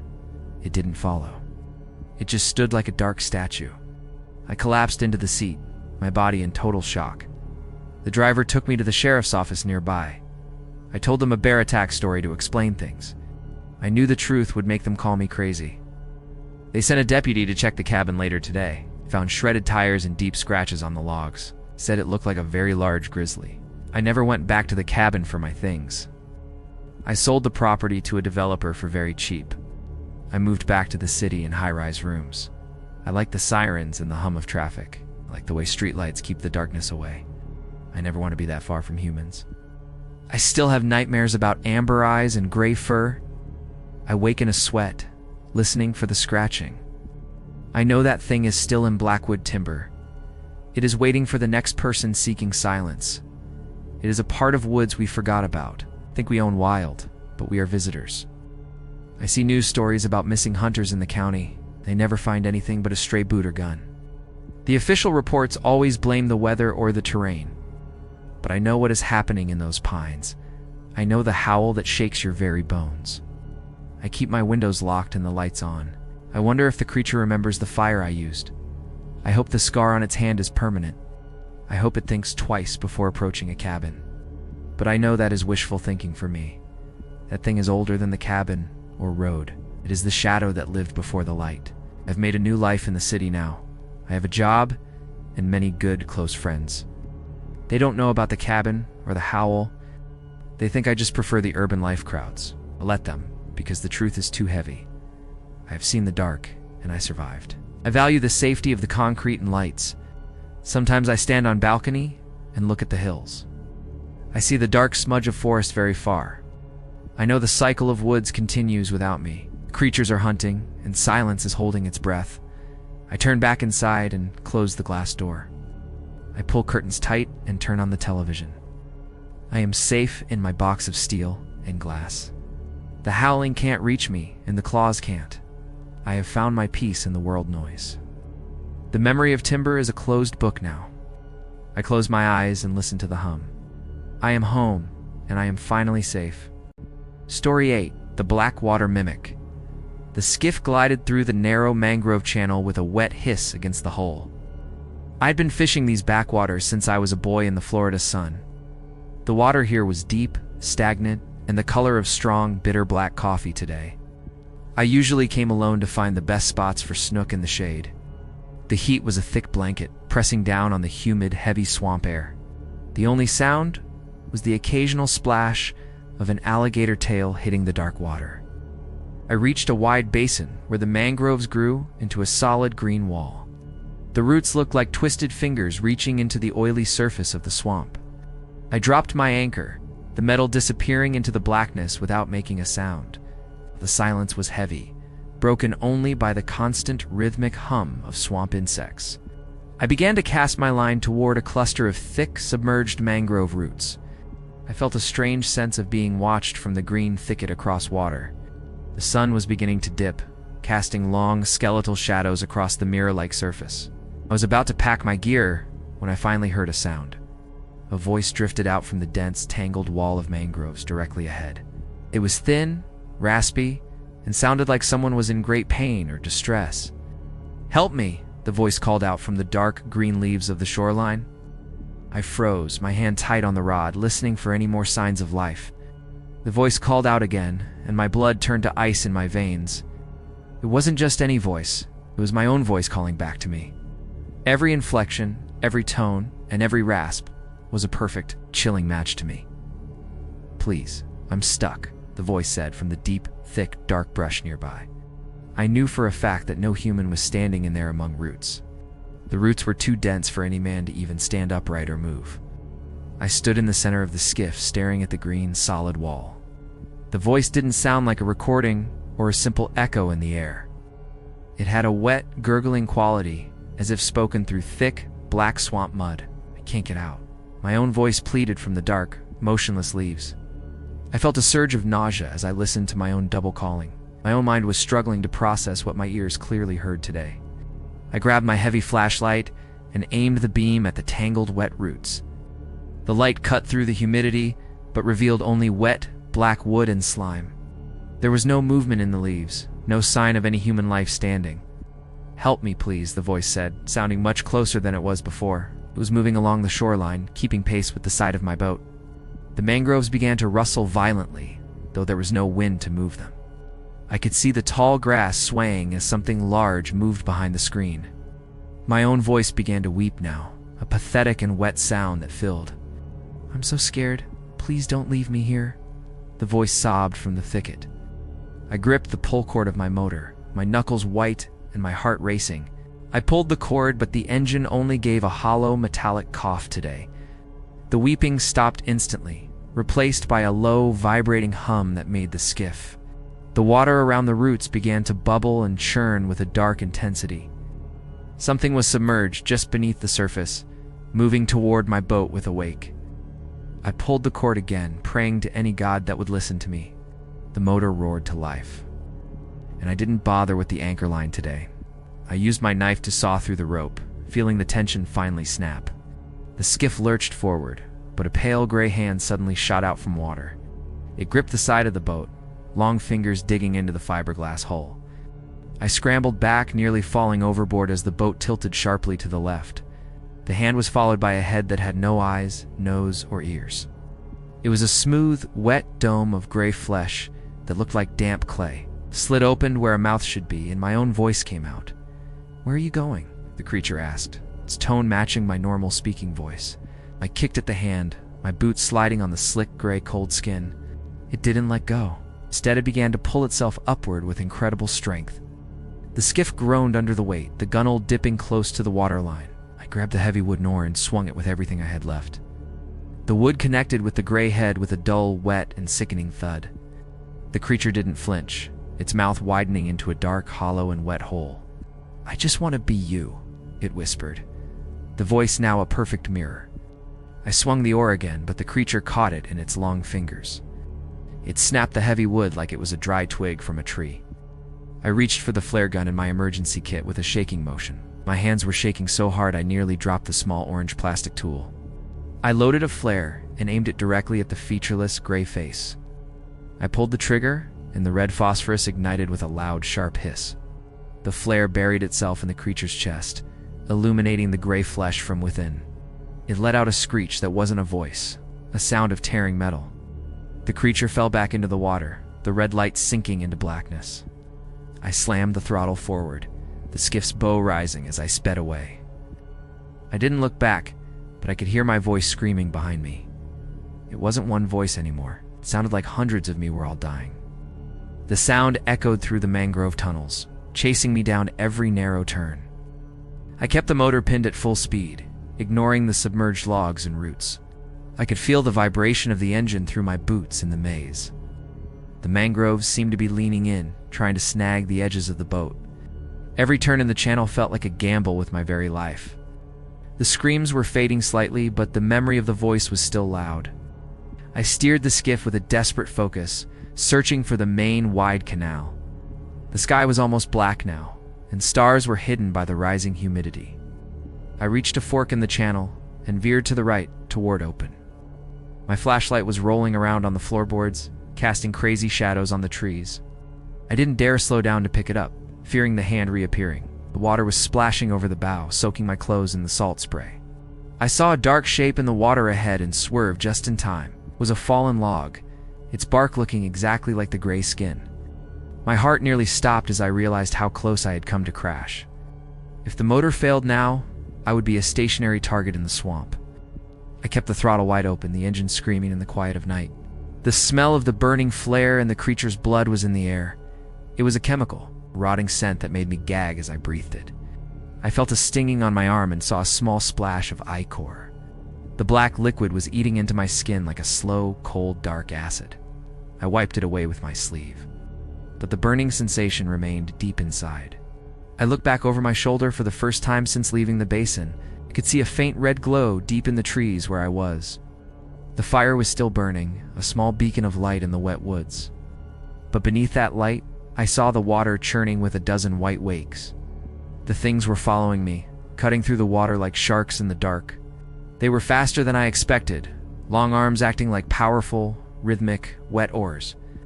I could hear them calling out to me using fragments of my memories. "Don't you remember the dock?" One voice cried out with a high, clear tone. "We can play forever," another said, sounding like my own mother from years ago. I put my head down and focused only on the dark, wet water ahead. I reached a narrow bottleneck where the mangroves were nearly touching over the middle. I knew this was a dangerous spot where an ambush could easily take place. I pulled my knife and held it in my teeth as I steered. I could see the gray hands reaching out from the roots on both sides. They were grabbing for the hull, their talons scraping against the metal with screeching. I swerved the boat back and forth, trying to shake the slick gray fingers. One of them managed to grab the motor's cowling, dragging the engine down. The skiff slowed down, the prop churning up a cloud of thick, black mud. I reached back and slashed at the hand with my heavy steel blade. The creature let go with a hiss, black ichor splashing onto my leather boots. The engine cleared the mud, and I surged forward, breaking through the dark gap. The main canal was finally visible, a wide stretch of water under the sky. I saw the lights of a distant ranger tower, a tiny spark of light. I knew if I could reach the open water, I might have a final chance.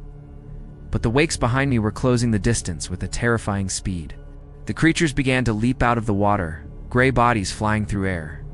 They looked like skinless dolphins as they arched over the wake of my boat. One of them landed on the bow, its weight causing the skiff to dip. It didn't have a face yet, the gray clay still shifting and trying. It reached for my throat with fingers that felt like cold, dead sausages. I kicked the thing in the chest, the impact feeling like hitting a bag. It rolled off the bow and disappeared into the churning water of the canal. Another one was right behind it, hands gripping the side of the boat hull. I used the remaining oar to push it away, wood splintering in my hands. I was running out of weapons and the motor was starting to overheat.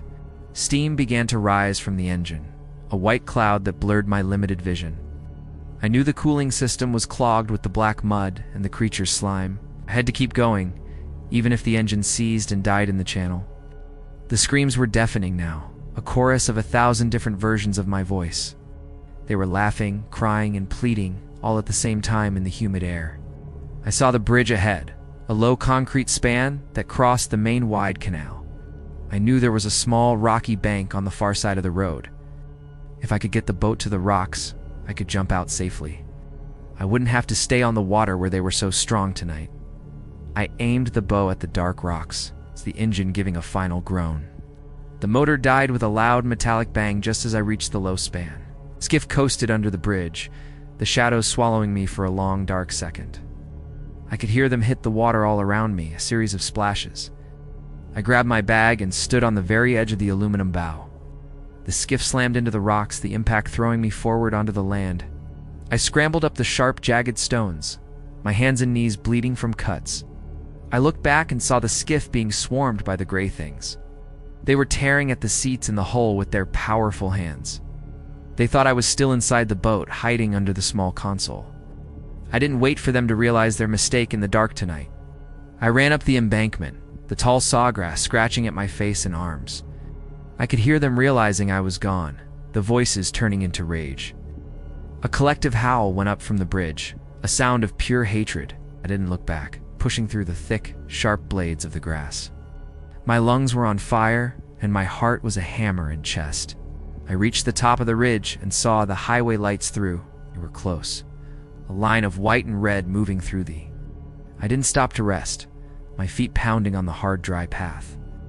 I could hear the rustling of the grass behind me. They were following. They were moving on the land now, long arms dragging on the earth. Wait for us. My own voice shrieked from the top of the ridge. I burst through the final line of brush and hit the pavement. I didn't look at the cars. I just ran across the open, heard the screech of tires and the blare of a horn. I didn't care about the traffic, just needed to get away. I reached the other side and looked back at the dark, silent ridge.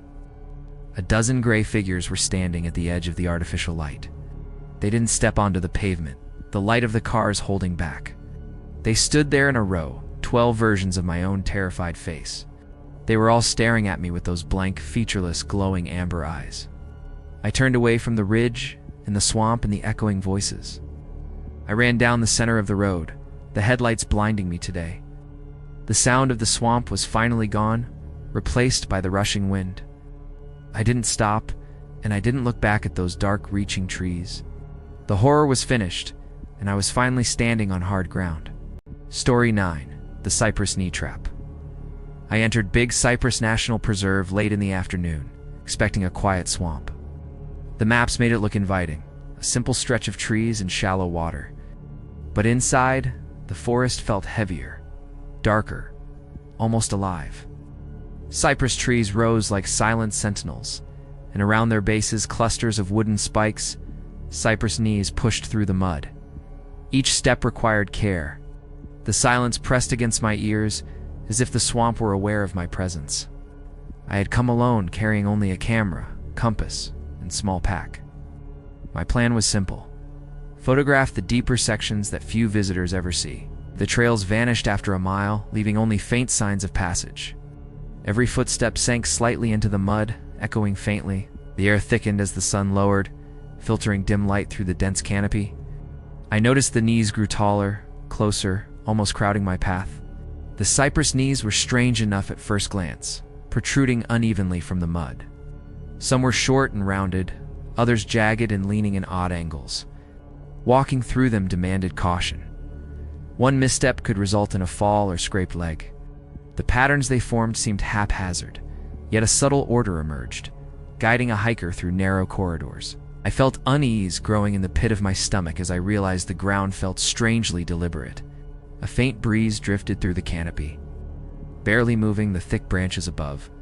Birds and insects had vanished as if swallowed by the dense silence. Each step echoed faintly, then disappeared. I checked my GPS, but found it unreliable here, likely due to the dense tree cover. Every tree seemed to loom closer, the knees forming walls that funneled me inward. The swamp's quiet was oppressive, pressing against my chest as though it wanted something from me. I came upon a grove where the cypress trunks stood unnaturally close together, forming a ring around slightly raised ground. The knees here were taller, sharper, denser than any I had seen. Stepping carefully, I realized the mud was firmer, almost compacted by repeated pressure. Sunlight barely reached the forest floor, shadows dancing across the spikes. The clearing felt deliberate, like a stage set. Subtle dread crawled along my spine as I advanced. Curiosity drove me further into the grove, stepping between tightly packed knees. Each cluster seemed to guide me inward, narrowing paths like natural corridors. The air was still heavy, filled with an oppressive quiet. Even the insects avoided this area. Every step left a faint splash and a squelch as my boots pressed through mud and shallow water. The grove felt alive, aware of my presence, subtly influencing my movement deeper toward its center. I noticed one knee near my foot that looked different. Its top was flat and smooth, darker than the others. Kneeling, I brushed away mud and saw a shallow hollow carved into it. At first I dismissed it as weathering or rot, but the indentation resembled an eye socket. My pulse quickened. Someone had shaped this wood deliberately. The thought of intentional carving in this remote place sent a shiver up my spine. Leaning closer, I observed the hollow more carefully. Below it ran a thin ridge, the suggestion of a nose, and beneath that, faint curved grooves forming a mouth. The subtle features were unmistakable. I straightened slowly, scanning the surrounding knees. More faces emerged. Hollow eyes, shallow mouths, faint brows etched into the wood. They weren't grotesque or exaggerated, but realistic, blending naturally with the texture of the wood. A creeping unease settled over me. I stepped back, feeling as though the carved faces were watching. Dozens surrounded the trees in irregular circles. Some faces were blank, others hinted at sadness or tension. I shivered, realizing the work was deliberate, careful, and old. Whoever had done this had spent hours shaping the wood. The grove no longer felt like a random swamp formation.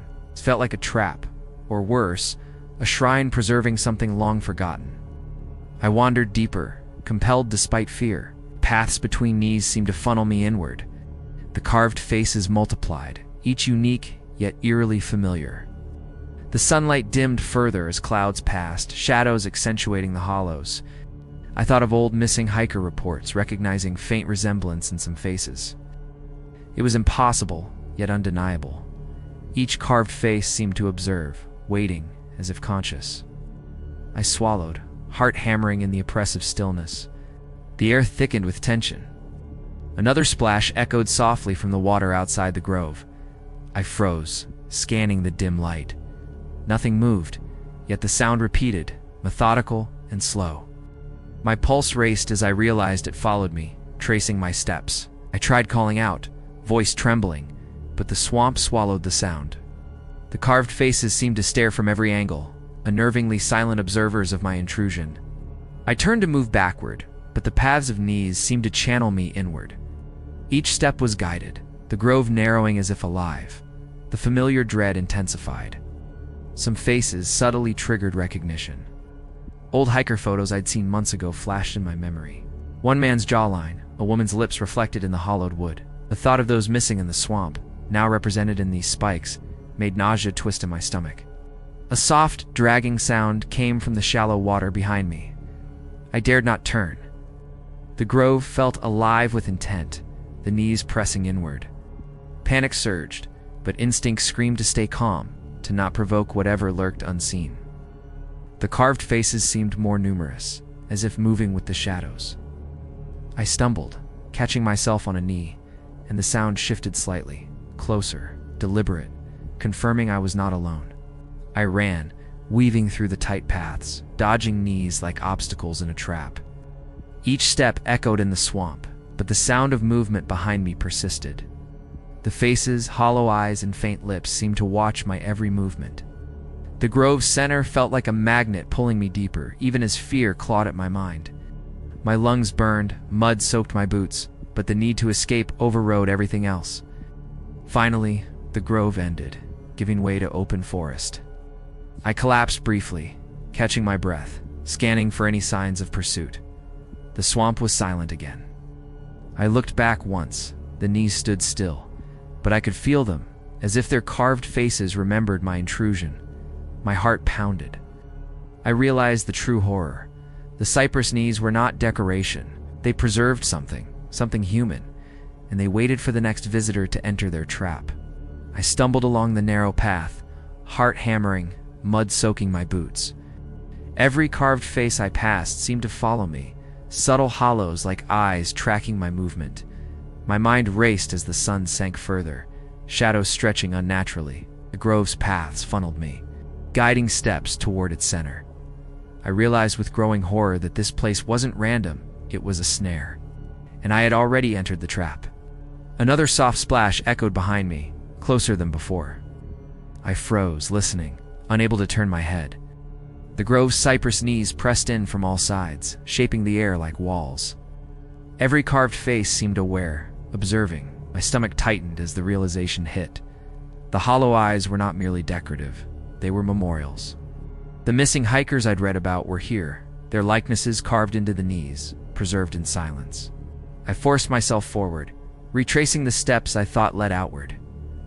The paths seemed to twist and lengthen unnaturally, as if the grove itself were alive. The dripping water and shifting mud made the forest feel disorienting. Each step revealed more faces, more recognition. The subtle features mirrored people I knew from the missing reports, too many to dismiss. Panic clawed at my chest, but logic screamed to keep moving, to survive this unnatural trap. The dragging sound returned, heavier this time, moving through shallow water just beyond the knees. I dared not look, fearing what I might see. The grove seemed to pulse around me, each carved face fixed in silent anticipation. My boots slipped in the mud, sending splashes across hollow eyes. Soft echoes sounded disturbingly like footsteps behind me, yet the grove remained empty. Fear gripped me, icy and inescapable.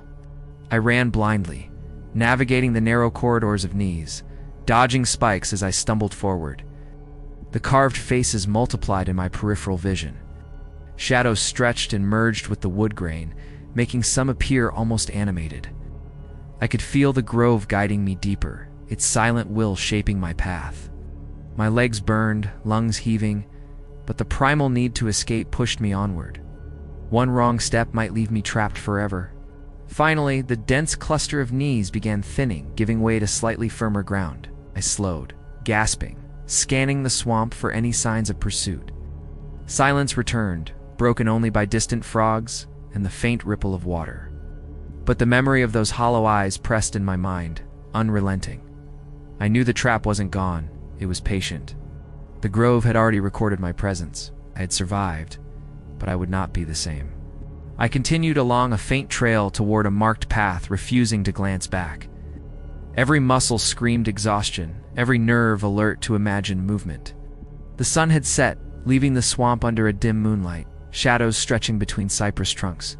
Even here, the faces haunted my memory. I could recall their subtle expressions, the hollows, the faint lips, the slight tilt of brows. The images burned into my mind, impossible to shake. By nightfall, I reached a small clearing with a faint trail I recognized from the map. Relief washed over me, though unease remained. The swamp noises returned gradually. Insects, distant birds, ripples across water. Yet the memory of the carved knees persisted. Their faces haunted the edges of my vision, appearing in shadows of trees, reflections in mud. I walked faster, knowing the grove's trap might extend its reach beyond what I could see. Weeks later, I researched missing hiker reports from the preserve. Faces from the photos matched the carved knees I had seen. Each had disappeared over the last decade, some months apart, some years. None were ever recovered. The realization settled like a stone.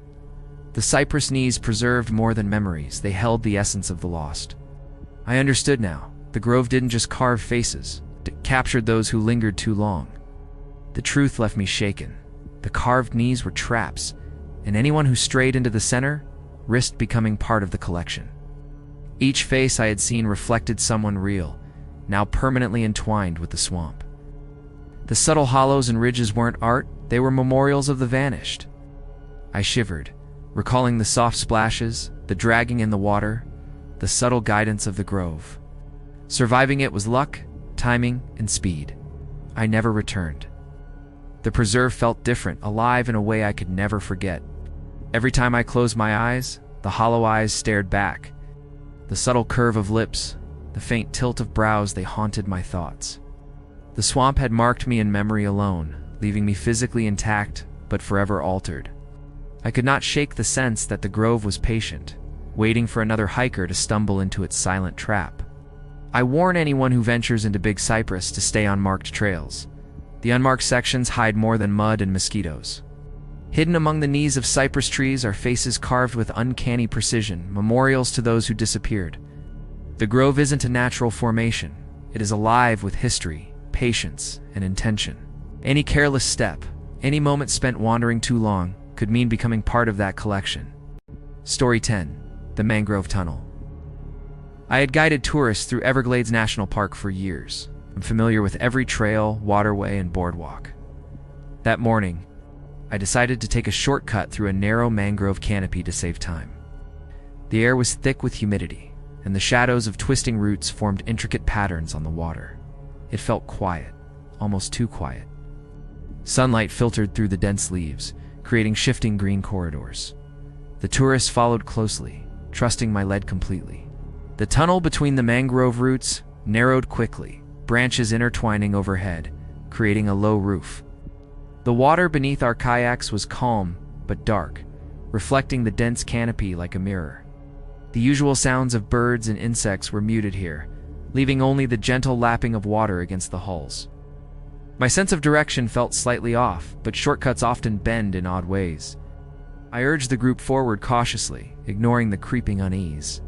Minutes passed, and the tunnel seemed longer than expected. I checked my map briefly, confirming that this shortcut should have opened into a larger waterway by now. Yet, the dense mangrove canopy continued, twisting in unfamiliar patterns. Roots stretched horizontally and vertically, forming near impenetrable walls on either side. The tourists whispered nervously behind me. I reassured them, though my voice sounded hollow even to myself. Something about this section felt wrong, though I couldn't yet name it. The water became shallower, forcing us to navigate carefully around exposed roots. I realized this route had never been maintained. It was barely more than a natural channel. Sunlight dimmed as the overhead branches thickened, turning the tunnel into a green, shadowed corridor. Each stroke of the paddle made the silence deeper. I felt an odd tightness in my chest, like the forest itself was watching. The canopy above seemed to close slightly, heightening the tension. I paused, trying to gauge how far we had traveled. According to the map, we should have emerged onto open water by now. Instead, the tunnel stretched farther, unbroken, twisting in ways that defied the map. My stomach sank. A faint breeze barely stirred the mangrove leaves, yet the air felt stagnant. The tourist began to murmur, sensing my hesitation. I smiled weakly and told them it was just a long section, nothing unusual. As we paddled further, I noticed shadows moving strangely at the edges of the water. At first, I dismissed them as small fish or water debris, but the movements grew deliberate, synchronized with our paddling rhythm. I kept glancing over my shoulder, the tourists unaware of my unease. The tunnel appeared longer with every stroke, stretching impossibly farther than the shortcut should. A creeping thought settled. Perhaps the map had never accounted for this section properly. The deeper we went, the narrower the passage became. Roots hung like stalactites, dipping into the water, forcing us to duck and maneuver carefully. The tourists remained calm, chatting quietly, unaware of my growing concern.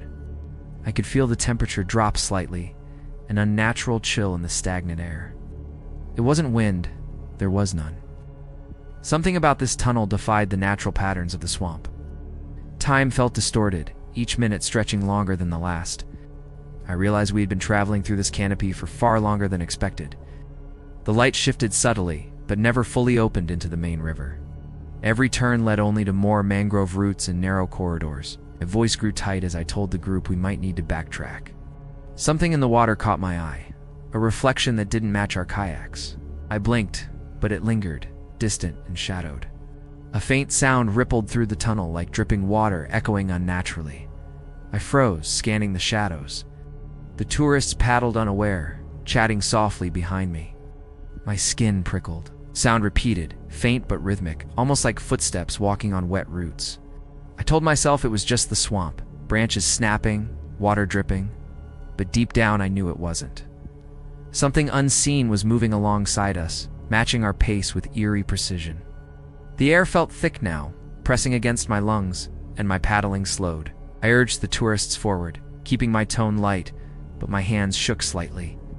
Shadows deepened at the tunnel edges, and faint reflections shimmered unnaturally in the water.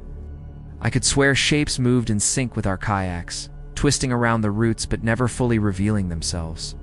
Panic rose quietly, a cold edge beneath my composure. Something was here, following us silently. We passed a section where the roots formed arches overhead, creating a near-complete canopy. Sunlight barely penetrated, leaving us in dim green-tinted gloom. I felt increasingly disoriented. The tunnel's twists and turns no longer aligned with memory or map. The faint rippling sound grew closer, as if something were paddling or walking alongside us beneath the roots. I spoke quickly, suggesting a brief pause, but every instinct screamed to keep moving. The tunnel seemed endless. The water depth decreased further, revealing muddy banks barely submerged. Roots reached across the channel, forcing careful navigation. My heart raced, adrenaline rising with every stroke. I scanned the water constantly, expecting some animal or fallen log, but saw only shadows. Yet something followed, something deliberate. I realized this shortcut was not as short as it appeared. The tunnel extended far beyond the mapped distance. Fear settled in, a cold, creeping certainty that we were not alone. The group began to murmur uneasily, sensing my tension. I assured them we were fine, though my voice lacked conviction. Every glance into the dim water revealed subtle ripples, small reflections that seemed to twist unnaturally. The mangrove roots bent overhead, forming shapes almost like fingers, pointing inward. The tunnel's length and complexity defied reason. The shadows seemed to shift, elongating, stretching. Something watched, and I couldn't shake the feeling it had been waiting for us. We rounded a tight bend, and I thought I saw movement ahead. A shadowy figure darted across the water, disappearing behind roots. I froze, heart hammering, telling myself it was imagination, a trick of light and shadow. The tunnel seemed to close in further, the roots hanging lower. The air grew cooler, heavy with humidity and something else, something unidentifiable. Every instinct screamed to retreat, but the tourists followed, trusting my lead unquestioningly. I tried to gauge our progress, but every turn led to more tunnel, more narrow passages twisting impossibly. The map was useless here, the shortcut longer than it could ever be. Faint dripping sounds echoed off the roots, accompanied by small splashes in the water beside us. My stomach churned as I realized the tunnel had an unnatural length. The mangroves seemed to stretch forever, bending time and space. Something waited in the shadows, patient and silent. I urged the tourists forward, heart pounding, lungs tight. The tunnel seemed to stretch impossibly farther with every stroke. Shadows deepened at the edges, bending unnaturally. The faint splashes and dripping echoes followed our kayaks, synchronized with our movements. I swallowed hard, trying to maintain calm. The sense of being watched was overwhelming, pressing against every nerve. The mangroves were no longer just trees. They were guardians, or perhaps jailers, of something unseen. A shape flitted across the water briefly, disappearing behind twisted roots before I could identify it. I blinked, questioning my eyes, but the movement repeated in another corner. The tourists noticed my hesitation, asking if I had seen something. I forced a smile, muttering about shadows. The air felt heavier now, colder, like a presence pressing through the canopy. Each turn of the tunnel seemed to funnel us inward, deeper into uncertainty. I checked my watch. Time had passed strangely. It felt longer than the map suggested. Each bend led to another tunnel segment, another corridor of roots and narrow water. The dripping and splashing sounds persisted, closer now, echoing unnaturally. My hands gripped the paddle tightly, knuckles white. The tourist chatter faded as unease spread. Every instinct screamed that we were not alone, that something waited silently, anticipating the moment we realized the tunnel had no end. The shadows along the water moved subtly, almost imperceptibly. At first, I convinced myself they were reflections or ripples. But then I saw them, fleeting forms gliding beneath the roots following our passage. My stomach sank. I realized the mangroves weren't merely a shortcut, they were alive in some unnatural way. Every twist of the tunnel intensified the feeling of being observed. The tourists paddled behind me, unaware of the mounting dread around them.